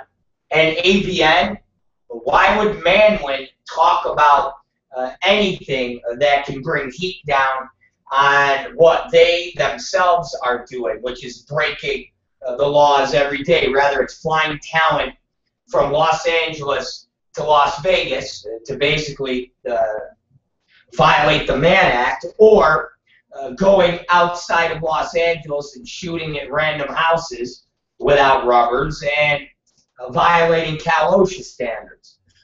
So, Hillbilly Boy, what you're saying is, I don't understand why Rob Black is completely ignoring this. I totally don't get it. Because I don't fucking care, Mike South. You fucking moron. I told you this. Is this going to get my documentary finished? No. Is this going to get my network deal? No. So I don't fucking care. It's the same shit that it's always been. Porn people in our business doing what they want, getting busted, and telling everybody to go fuck themselves. Who fucking cares, you dumb fuck? But let's continue. It's interesting one is Evil Angel, because to my knowledge, Evil Angel doesn't shoot anything. They're essentially a manufacturer's rep. To my knowledge, they don't shoot anything on the property. That means the violations would be on the individual companies represented by Evil Angel, I think. So that is one to watch. All right, Mike, when John Staliano got brought up for obscenity charges, you fucking idiot, if you remember, a couple of those charges were not his movies. They were movies that he distributed. Dumb fuck. Secondly, you dumb bastard, what other companies shoot on the premise? Very rarely, unless you're talking about low-end garbage companies, are people shooting on their premise. Wicked Pictures doesn't shoot on their premises. I mean, I, at Exquisite Multimedia, never shot on the premises. If we shot things, they were non-sex, that we shot pickup stuff, dialogue, or we shot on the roof. We shot all of our sex at studios. So again, why would it fucking matter if they got fined and not shooting on premises, you stupid motherfucker? I'm not understanding that. And Mike South, you stupid motherfucker, because you're an ignorant hillbilly, John Staliano a lot of times fronts people money for their productions. That is a fucking fact, you stupid motherfucker. Okay? He takes proceeds from your movies, and he'll front you money so you can make more movies. Evil Angel is intricately intertwined with their producers, you stupid motherfucker. What do you think a John Stalliano movie is, you stupid motherfucker? Every single one of those stretch classes, you stupid motherfucker. Don't you realize that's John Stalliano behind the camera sticking his AIDS fucking hands in girls' assholes, you stupid motherfucker? And it's shot in John Stalliano's little fuck mansion, you stupid motherfucker. What don't you get about that, hillbilly boy? Huh? Hillbilly boy? What are you, the most ignorant motherfucker in the world? Porn is having, and then he finishes, porn is having tough times these days, with OSHA fines coming in at a time when revenues are in an all-time low. From what I hear, pretty much every company's going all condom. Really? Can you tell me what companies, you stupid motherfucker? I know 3 people that are shooting every fucking day, and none of them are using condoms. Can you tell me, Mike South, you stupid motherfucker? I know for a fact that Dream Zone's brand new company, Frank Kretzky's brand new company, with great Adam Hasner and the great Jordan Septo, they're not using condoms, you stupid motherfucker. Can you tell me, Mike South, you stupid motherfucker? Mason, for the Canadian company, Ted and John Plitt, they're not using condoms. Can you tell me, Mike South, you stupid motherfucker? Or is it just your fucking loser bottom feeder friends that you're talking about? So now, ladies and gentlemen, we'll finish with this, because he hits it right on the head. I can't help but to think that there would have been a better way to handle this situation than the way we have.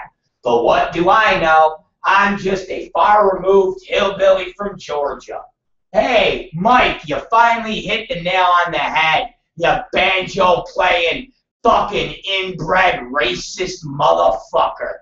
Ignorant, stupid you are.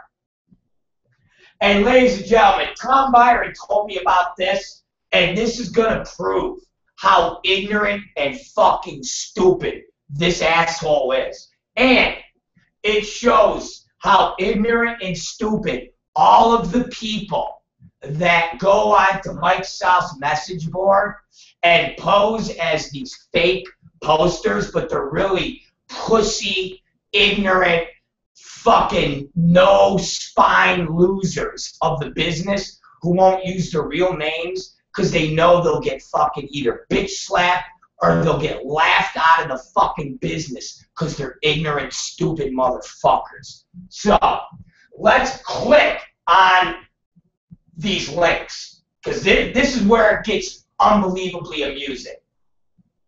So you click on the ATK link, and lo and behold, goes to the United States Department of Labor, OSHA Quick Takes. And it says, Kingdom World Wide Web Operations. It says their address. And it says closed conference, closed case, complaint, safety, yes, health, yes, union status, non-union. That's it. Nothing. No information whatsoever. Literally, no information whatsoever. No information whatsoever, guys. Basically, you have no idea what you're looking at, except for saying Kingdom Worldwide Web Operations, says their address, inspection type complaint, scope partial, ownership private, safety / health, advance notice N, closed conference, nothing, closed case, nothing. Related activity type, complaint ID, 209-08-3369. Safety, yes. Health, yes. That's it, ladies and gentlemen. That's Mike's big information. Now, you click over to the next link. I'm going to give the drum roll for that, but now you go to the company called Erotique, which is, I guess, that guy, David or Eric John or whatever his fucking name is, and it shows his company, shows his address. It shows all of the same things I said: inspection type, complaint, scope, partial, ownership, private, safety, health, advance notice, and closed conference, 12/5/2013, closed case. Then it says related activity type, complaint ID 209079714, safety, yes, health, yes. And then under it is violation of summary. And it has initial violations, 1, other 3, total 4. And it has the initial penalty, current penalty, and it adds up the money that the fines were. Okay?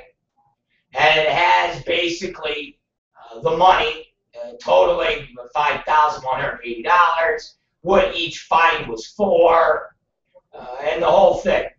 Now, the best gets to Evil Angel. Now, remember, ladies and gentlemen, a good portion of his statement is about Evil Angel. And when you click on the link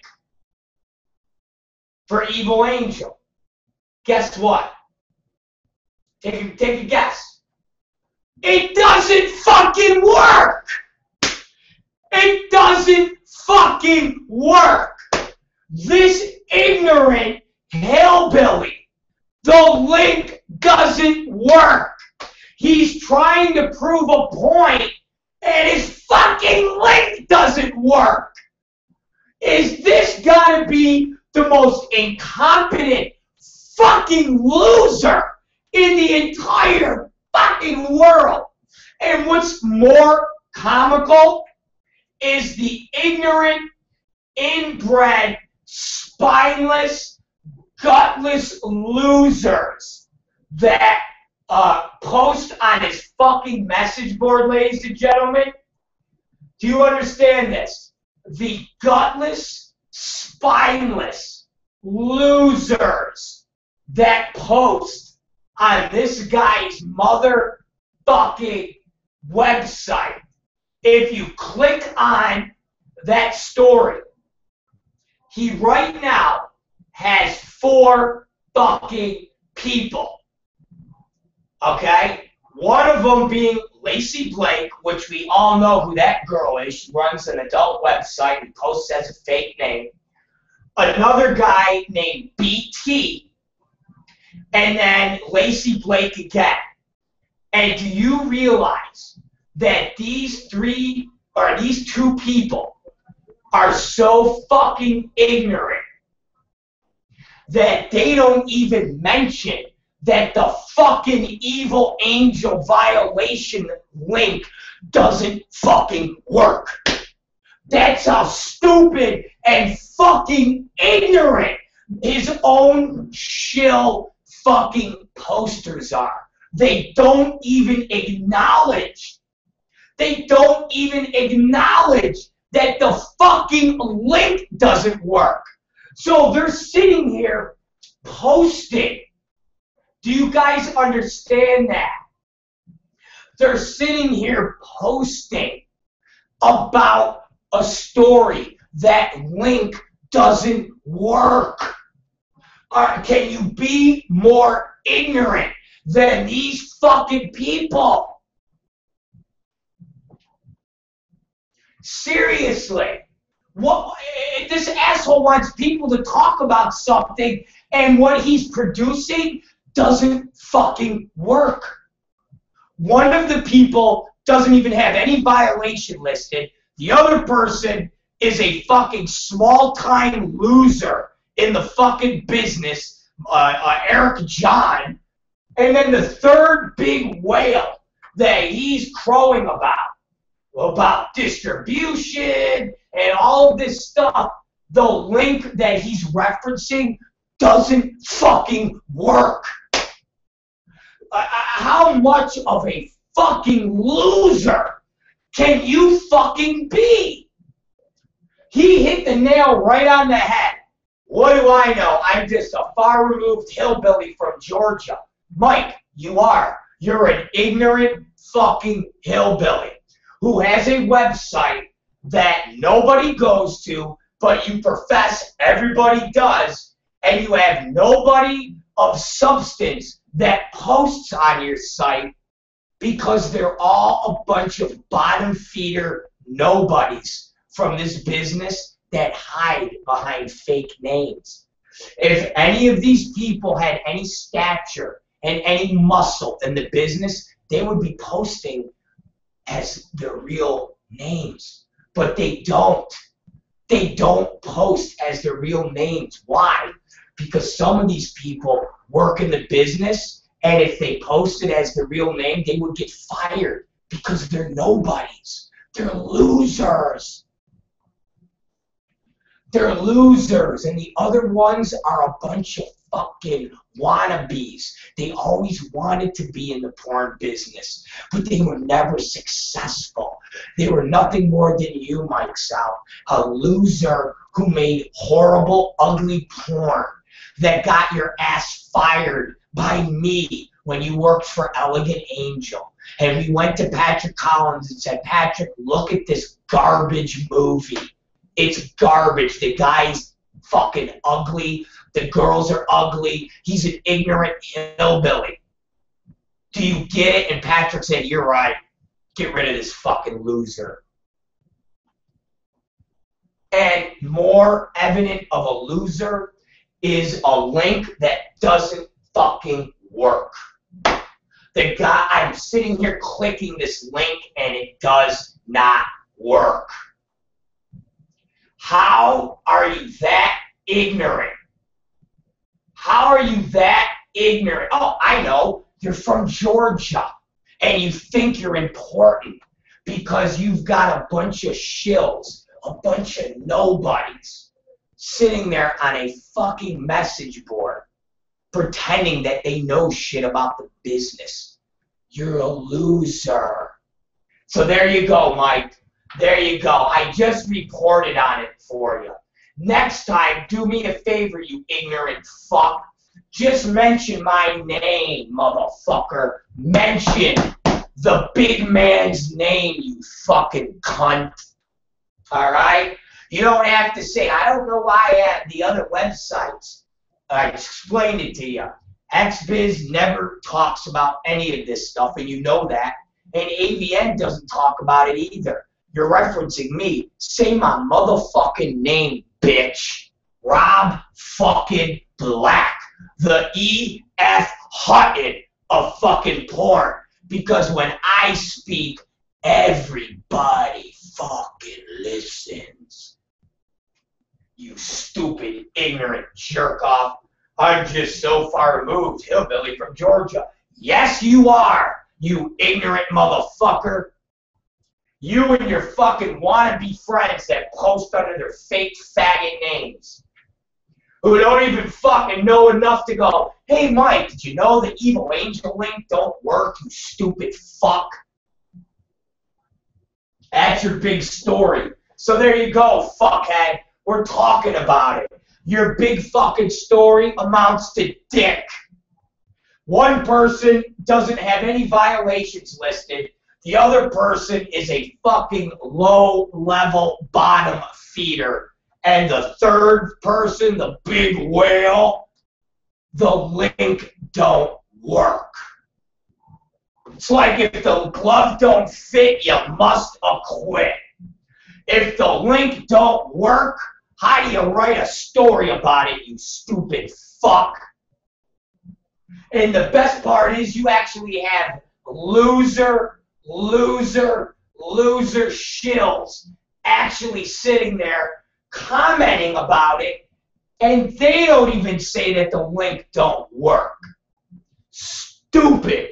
Man, you're fucking stupid. Unbelievable fucking stupid. So there you go. There's the fucking porn industry. A bunch of stupid, ignorant motherfuckers. Okay? Bunch of stupid, ignorant motherfuckers. It's the Rob Black Show. Thank you, Jack Smack. You're right, I'm going. Jack Smack said, go home. Fuck Mike's out. And go take care of that fucking cunt at Katie's condo. You're right. So, ladies and gentlemen, we're signing off here. It's the Rob Black Show. And we're going to go fucking let Tom Byron write up a nice porn story. And we're done. And Smack, send me my theme song for the end of the show, please. Because I clicked off of it last night. So send me my theme show again. Listen to me, you guys. It's the Rob Black Show. We're kicking ass here. We got the greatest fucking listeners in the world. Rather it's one listener or 20 listeners with 18 different names. They at least are not fucking ignorant motherfuckers. Okay? They're not ignorant motherfuckers.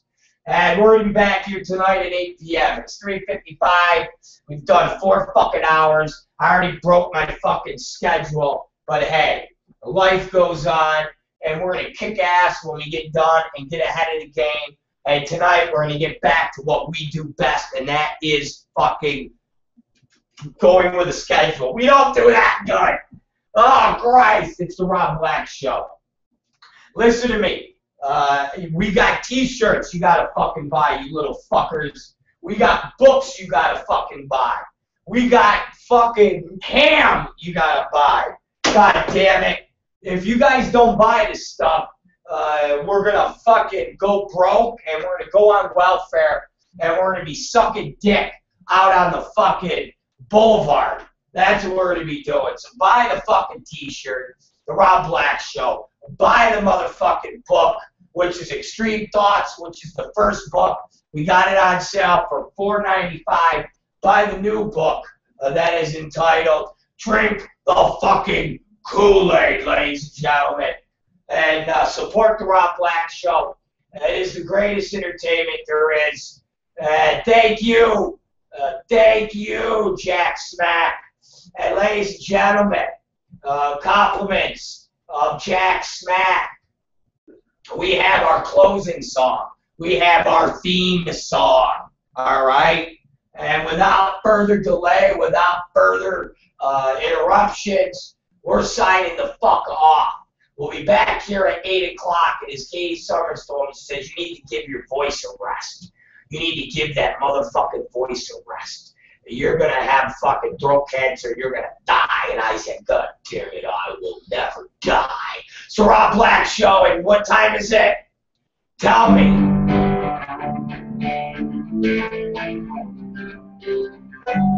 We'll see you motherfuckers tonight at 8 p.m. Be here. Are you going to be here? Closing time. Open all the doors and let you out into the world. Closing time. Turn all of the lights on over every boy and every girl. Closing time. One last call for alcohol. So finish up with whiskey up here. Closing time. You don't have to go home. You can stay here.